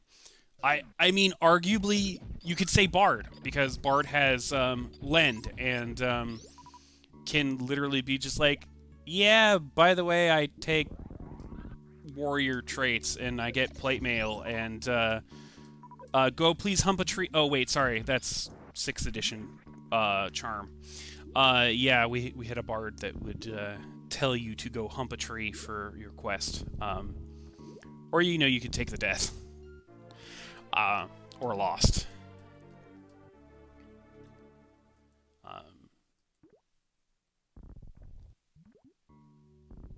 So we are going to do the quick kill on Dragon. We're not going to use blue suit because I don't know how to do that trick, but the standard way to do Dragon, there's an additional trick that I wish I knew how to do, called the full happy, or the half happy, where you save up a Shinespark from down there, and then you can use the Shinespark jump to fly across this sand pit.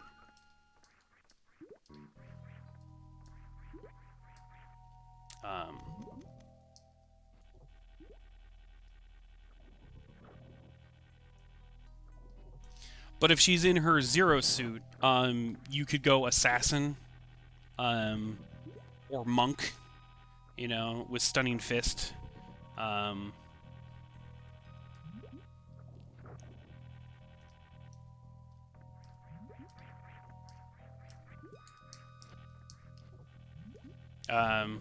But wizard is, I mean, you could almost run wizard on most video game characters because of BS abilities and being able, mobility, etc.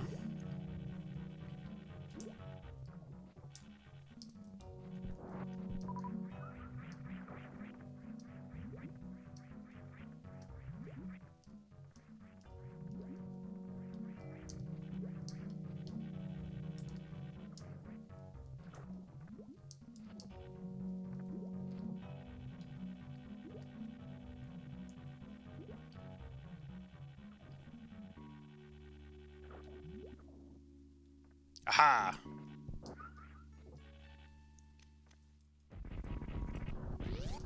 I think this is just a save. Yeah. Okay, this is a save and energy room, so I think we're good on energy, and, yeah. Mocktroids are, weaker than Metroids. They don't have the energy latching. I'll get us. I'm really safe right now. I'm well beyond what Dragon can kill me with at this point. If I hadn't done all those item collections, it wouldn't be. It would be a little. I'd be a little bit more concerned.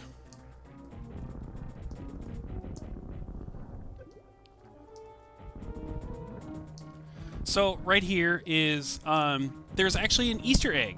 If you watch the babies here, they write out Kato Love.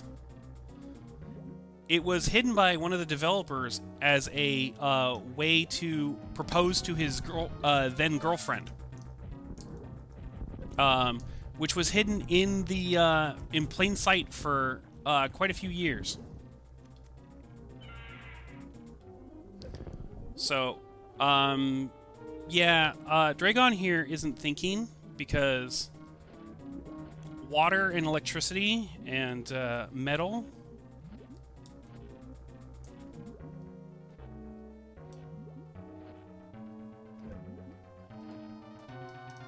Okay, Dragon, please.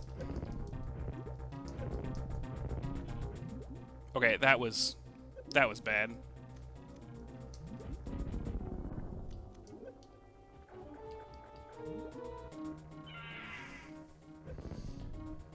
I know, Mama, you're just protecting your babies. It's okay. I don't blame you.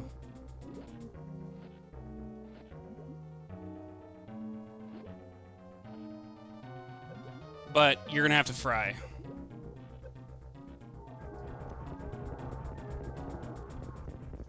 So, water and electricity and grapple beam causes fried fish. Sorry, Dragon. Yeah, the babies actually spell out Kato Love and were a hidden Easter egg for a very long time, and was only recently found out by the community. That's an old speed strat for Dragon. The newest one is something called Blue Suit. You use Speed Booster Fast Charge, and you shoulder tackle her with Speed Booster, and something about that combination causes you to maintain the Blue Suit of Speed Booster, and allows you to use Speed Booster through this room, which allows you to escape. And now, we fly. Because space jump. It's good.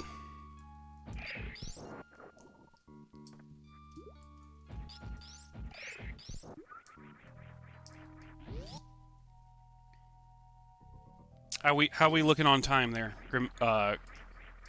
Gumjaw?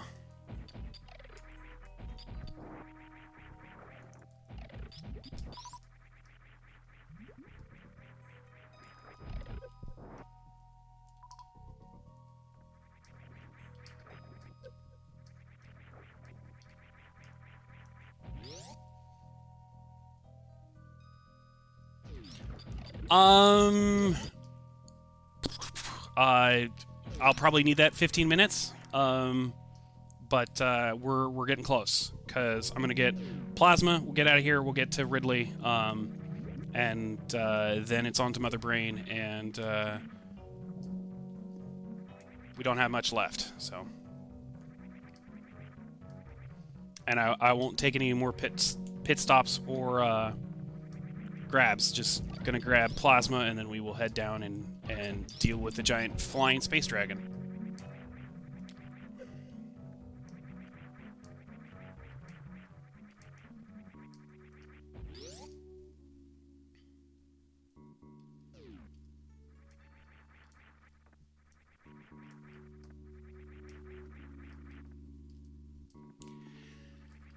Okay. Breathe.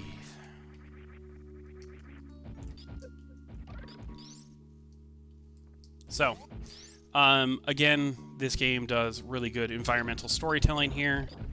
You have this pile of slimes that takes a bunch of shots. Then you get in this room where there's these pink pirates. You couldn't kill them before, except when you had Speed Booster. Well, now you can.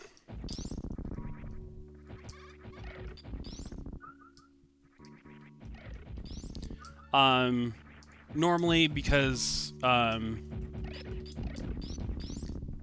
you wouldn't bother with the time that it would take to come over here to get, or you might come over here to get Plasma Beam, and Plasma replaces Spazer. You don't typically get Spazer unless you really, really need to. So now everything is basically one-shot territory.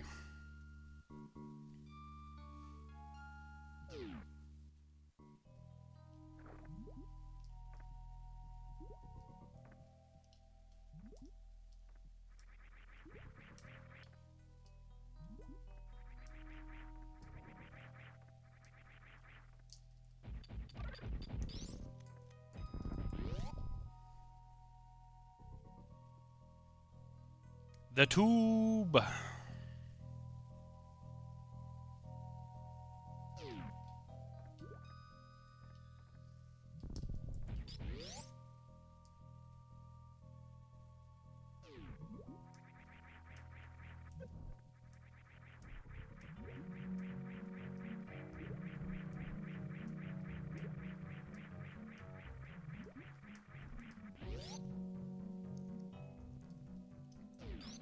All right, there we go. Off we go.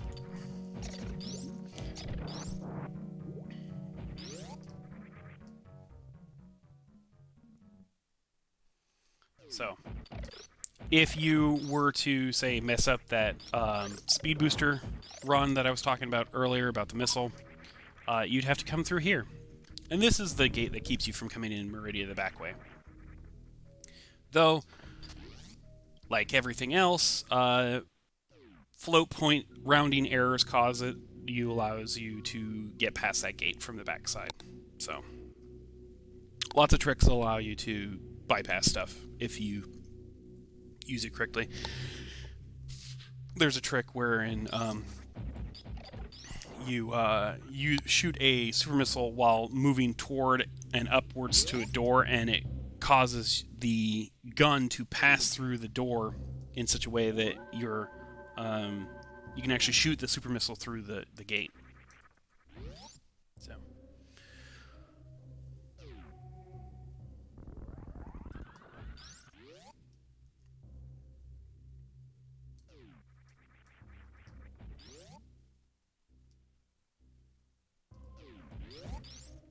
So, if anybody's got any questions, I'm gonna do a real quick fill up, because we're about to run into kind of a difficult boss in a little bit. He's not terribly difficult, just he can be a little bit of a chore.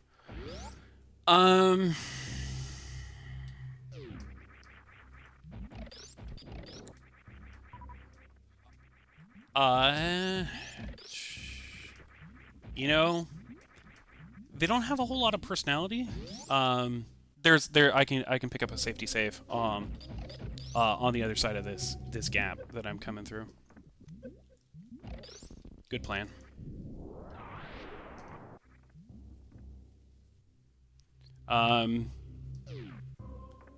Certainly favored Metroid boss. Probably the giant mecha from Prime. Favored boss in this game.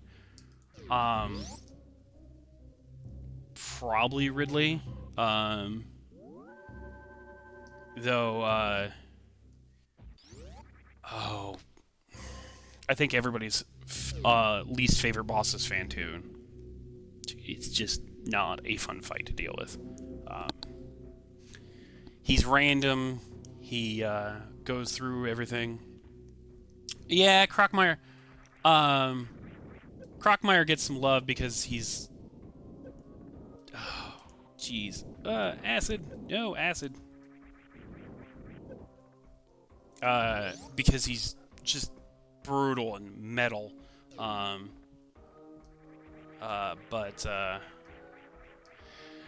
big fat crocodile with melting skin. I mean, if that's what you're into. But yeah. He's certainly not a big boy like Kraid.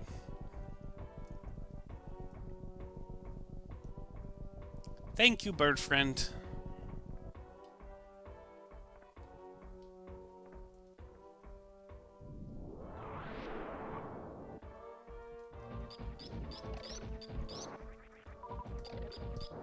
Well, I always felt that Crockmeyer was kind of like a lava lizard, and he had his like kind of melty skin from the outset. So, all right. So if I do this right, this boss shouldn't hurt me too much to begin with.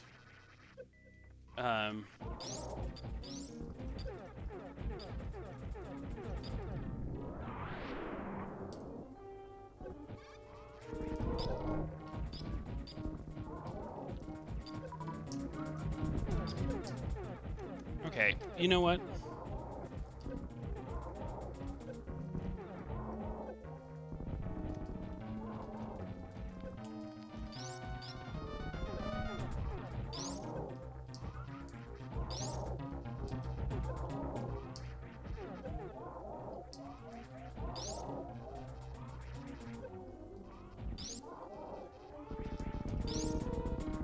Golden Chorizo.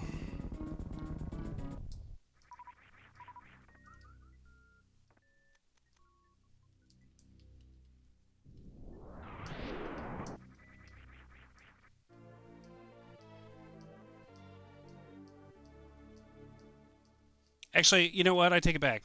Golden Chorizo is probably one of my favorite ones because he really shows you, like, yes, you're powerful. You've become more powerful than you did the last time you fought one of these things. But I can catch your super missiles and throw them at you. Right? Like...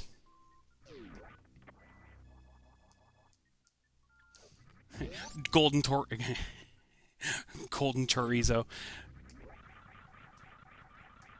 Yeah.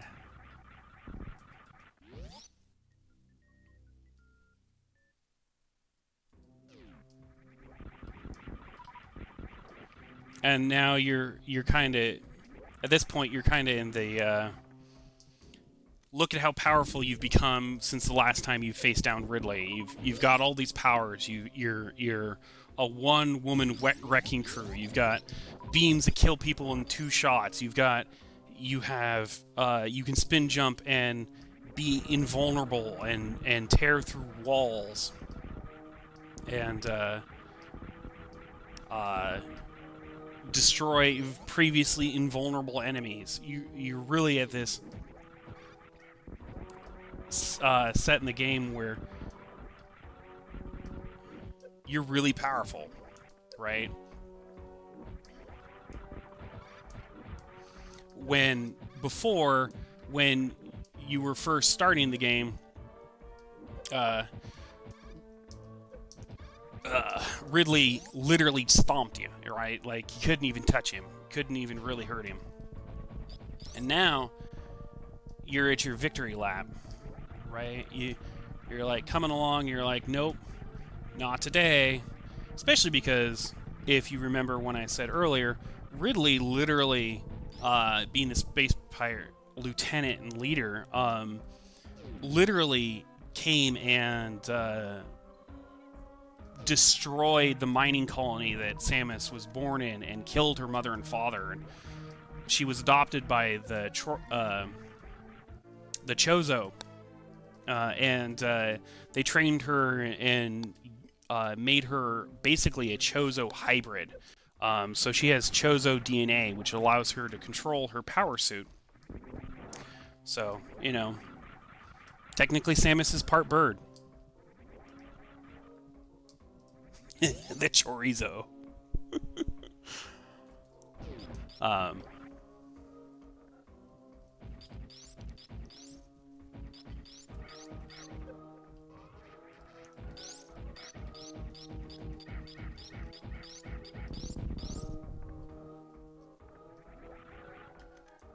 Okay, so now we're gonna run into, again, like I was saying, you're in your victory lap, right? You're thinking, oh, cool. I'm like, you're riding high. You've got all these powers, and you're not really worried about anything. But then you run into some of these monsters, and wow, they're really starting to take a beating. These side hoppers are pretty buff. There's also a speedrunning trick right here where you can actually clip through these spikes so you don't have to wait for them to move. I don't know how to do that. And then you run into these guys, the Golden Pirates.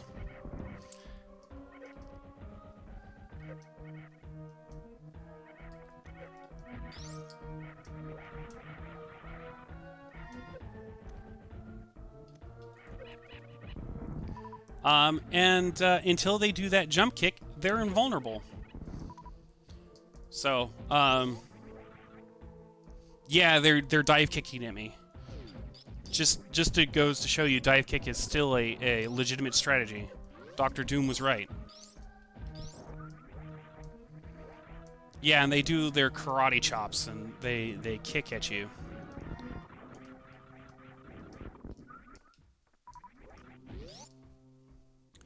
Oh, no, I think they're throwing, they have detachable claws, apparently. I think it just came down to the developers were like, what do we do for this character?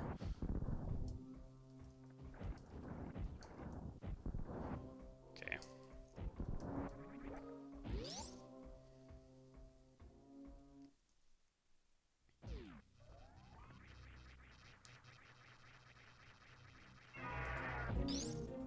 Ridley the Space Dragon.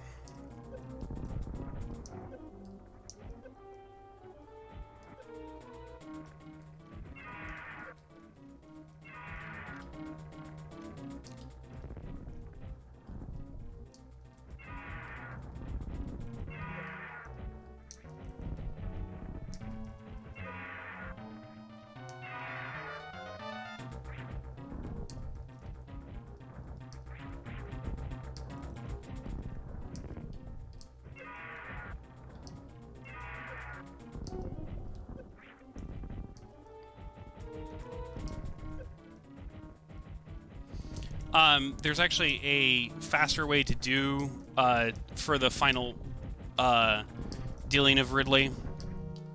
And the fact that he turns a certain color and he'll grab you and then he'll die. He'll explode.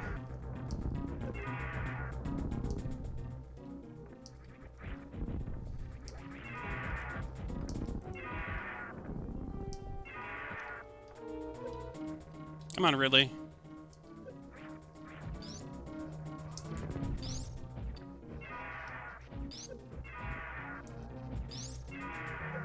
Nope, not yet.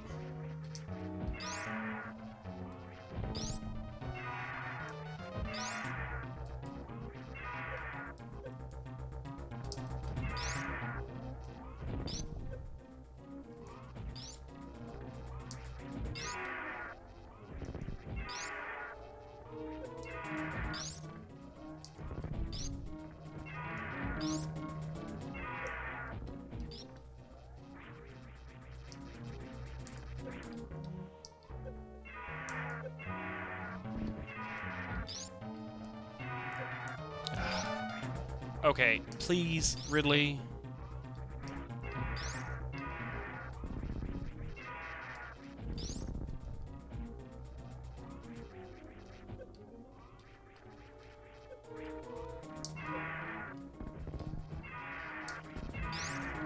There he is. Okay. Okay.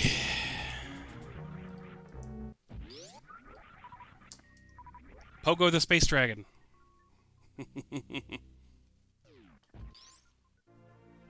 Okay. I have way too much energy, but that scared me a little bit. I'm out of practice.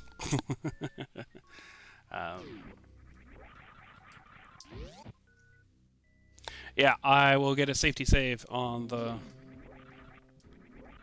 way out. Definitely.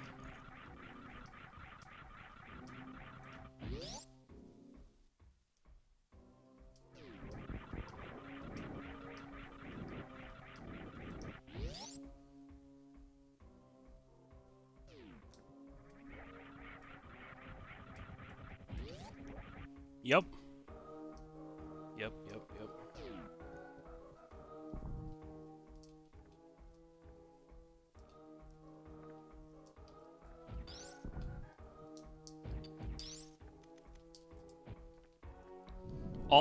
All this for a silly space jellyfish.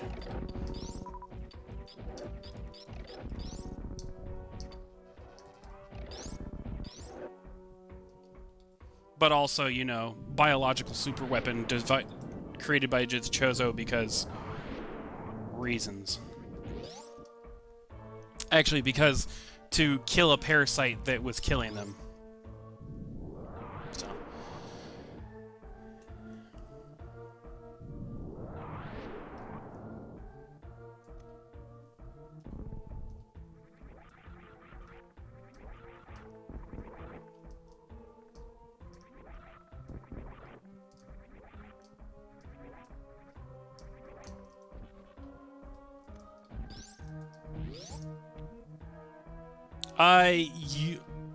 I don't know how long. Let's start that at Turian.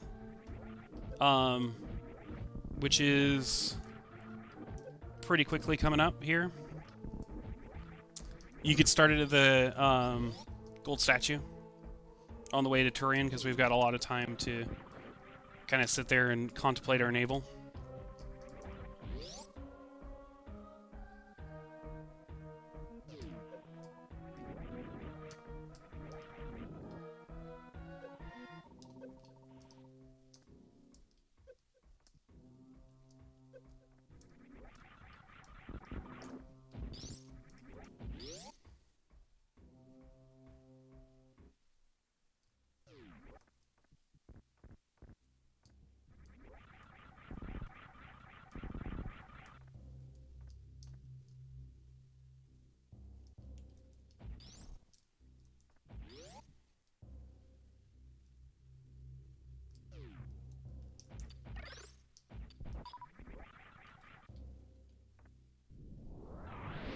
Oh, it's just out of range.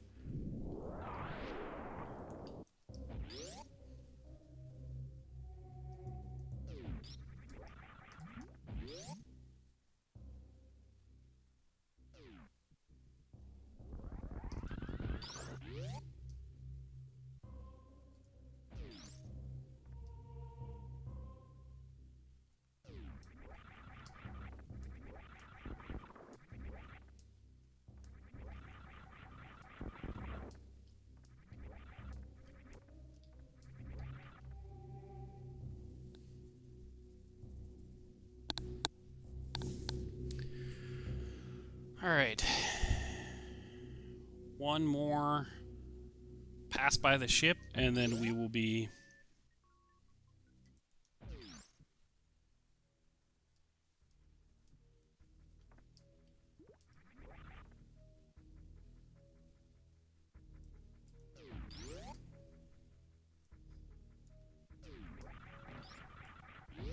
So there's a last couple of glitches and or tactics that I know about, but I am not sure how to do. So won't be trying to spend any time practicing them here. Some of those are the baby skip, and if you like playing jump rope, it's an interesting skip. So earlier in the run, we ran into some friendly animals, and they taught us some techniques. In classic Metroid fashion, we need to blow up the planet as we're leaving. You know, no Metroid party like a good old banger of an explosion. And for the best time, you would leave without going to, as you're passing through the areas, as you're leaving, one of the rooms is the room that we fought Bomb Torizo in, and all those, hours ago. And our little animal friends are in there, and if you come back in there as you're leaving, you can blow a hole and they can escape. If you don't, they don't. It's the difference is that you kill some frames and you see one little pixel leave the explosion as the credits are about to roll. Yeah, so that's save or kill the animals, and speedrunners don't like saving the animals because it kills frames. And communities like to save the animals because it makes them feel warm and squishy inside. So, last safety save real quick. Ammo refill and all that nonsense. Yeah. Gumjaw, if, sure. I have to go that way anyway. Yep.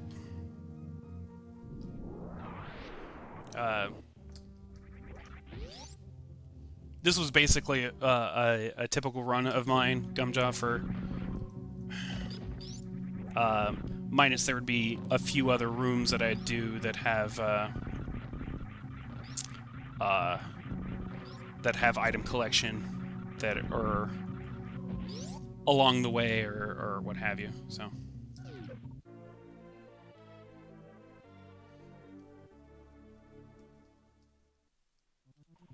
Just...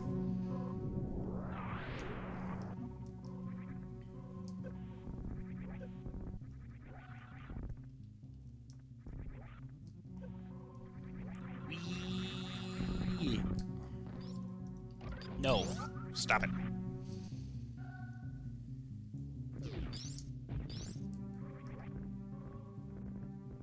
And since we got both sides of the crumble blocks, more upgrades. Superfluous upgrades, but upgrades nonetheless.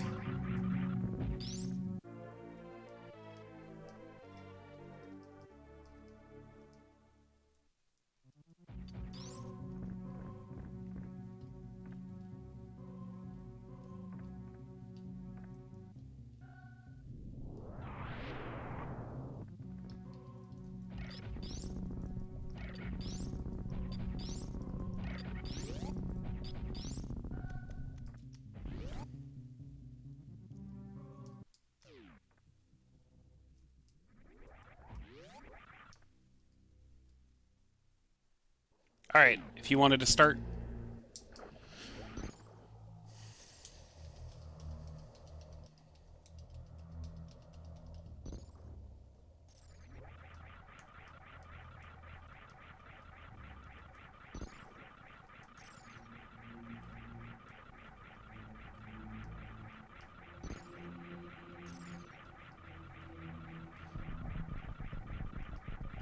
You can run that pole until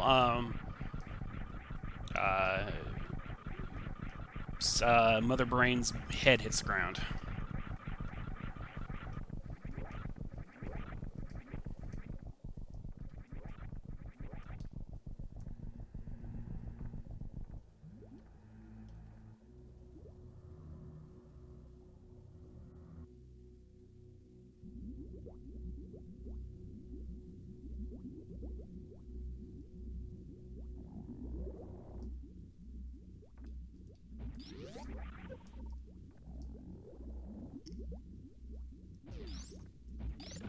Fair enough.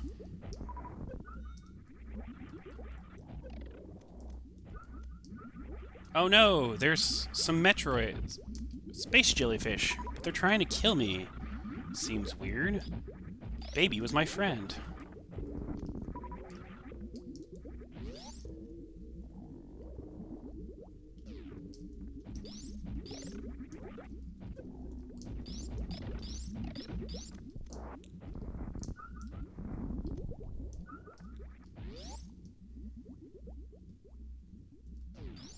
So, like I said, there's some tricks in here that are fairly difficult to do correctly.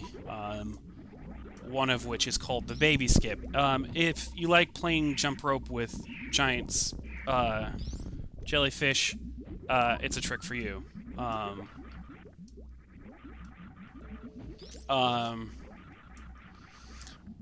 There's another one called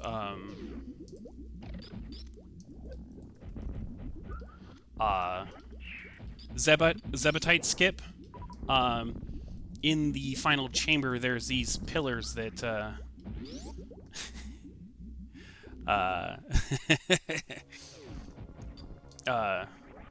that block your way and take your ammo. There's a way for you to clip past them.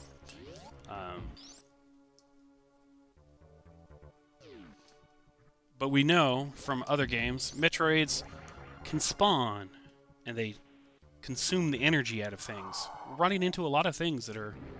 Oh no! What's that? Is that the baby?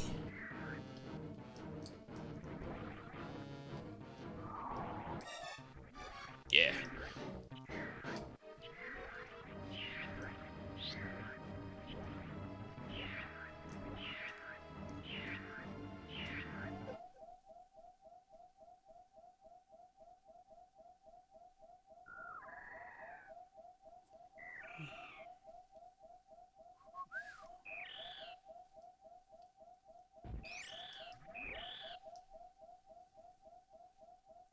It was just hungry.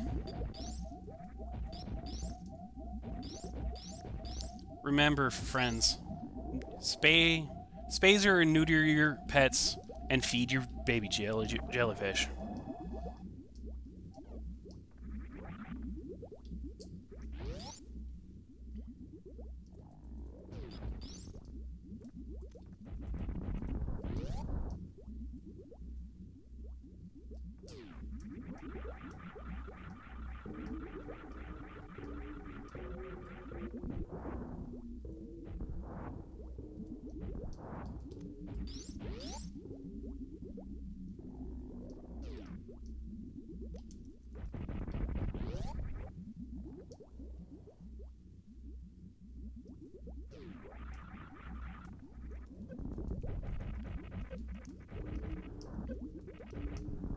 So these are the Zebatites. If you skip that first one, the trigger for spawning the next one is the destruction of the one next to it. So you actually get to skip a lot of this pain here of pumping missiles into these gates. And when you have low health and or, you know, low ammo counts, that can be incredibly useful.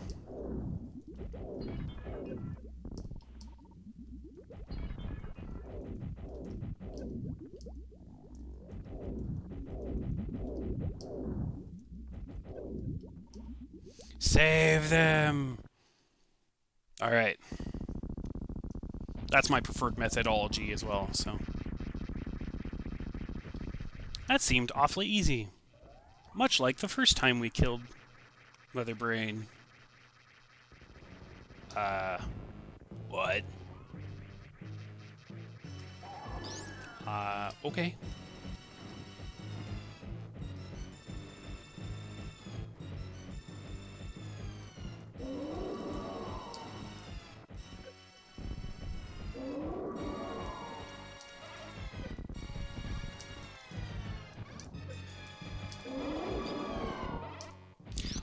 So yeah, all the attack names here are an interesting community thing. All the attack names have food names. The blue things are onion rings. The red stuff is ketchup.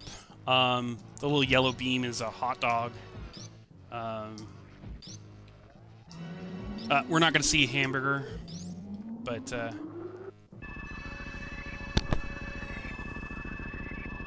So, if I was better at the game, unfortunately, I wouldn't have picked up so much health, and we would not have to see this second hyper beam here.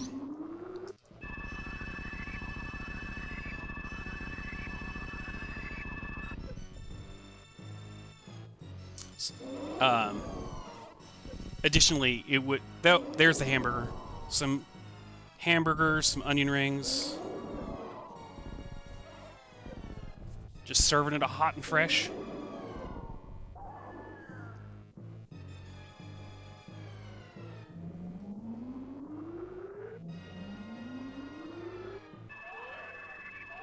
Oh, there's our friend. Back to save the day.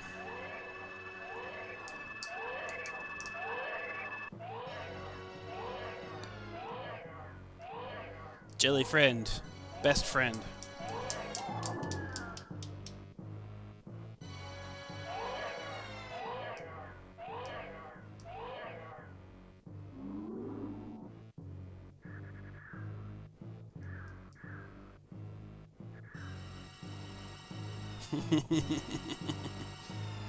Yes, Gumjaw has a very fantabulous hat. Or Mother Brain did have a nice hat there for a little while.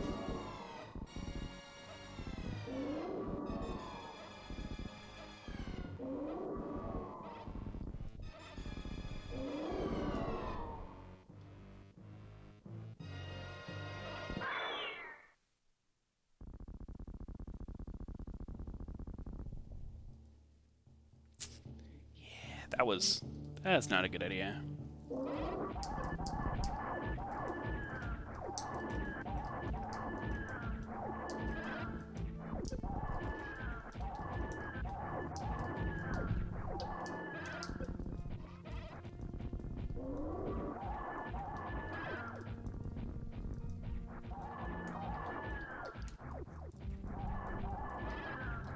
God dang it. Sorry.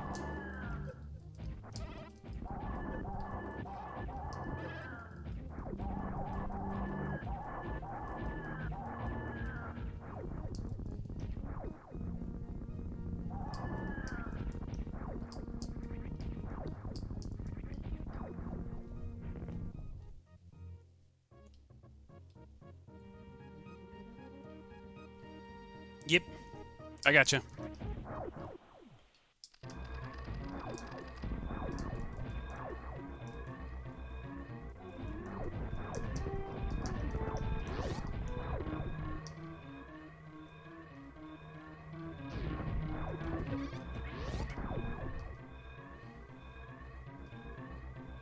Well, I mean, that's the canon path, right?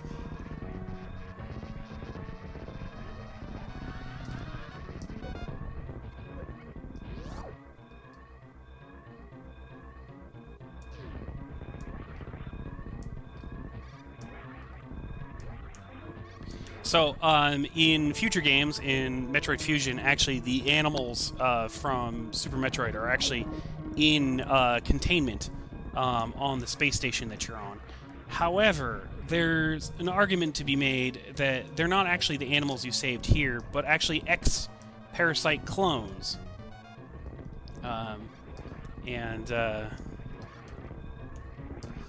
So...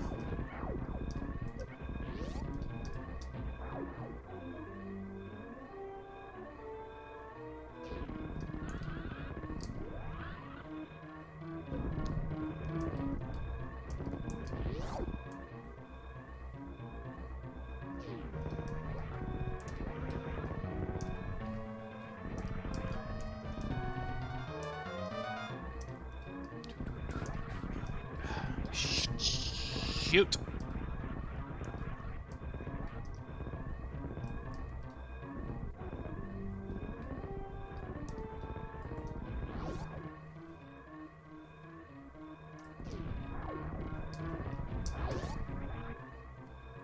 So, then our friends... Come on, guys.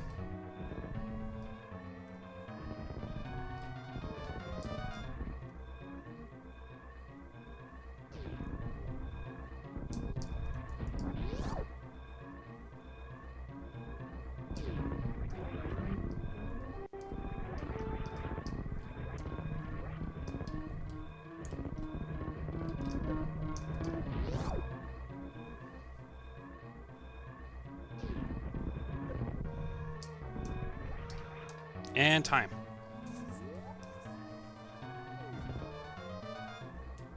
Oh. All right. Oh. Sorry. I touched the desk. Thank you very much for coming. Appreciate it. Hopefully I can do a little bit more practice. We can do this all in another couple weeks, and maybe we can get some prizes, some belt favors, etc. for the next time come out. There is one more tradition usually during the credits. There is a particular team name that we... And there's our pixel of our animal friends. Dear Force.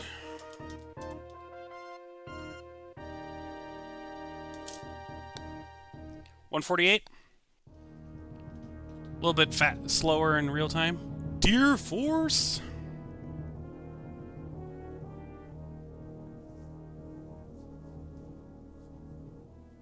All right, can we get one thank you very much, more big shout out for Zed in hand it back in on chat. to you. Spam me some and emotes. I'll look forward to seeing your cat quest. All right, thank you, Zed. Everyone, make sure to go give Bahamutkotd a follow. Yeah, let me just let him know that he is in the clear. Very good. Yeah. Keep spamming those emotes. Thank you so much, Zed, for coming out. I just knocked my camera down a little bit. We're gonna bring that back up. There we go. Yeah, thank you very much. So that was Super Metroid N%. What was it? KPDR, I think it was. In 2:22:53. So thank you very much for taking us through that once again. We're gonna take a short 1 or 2 minute setup break. And then we're going to be back with me doing Cat Quest 2. So don't go anywhere, and we'll be right back.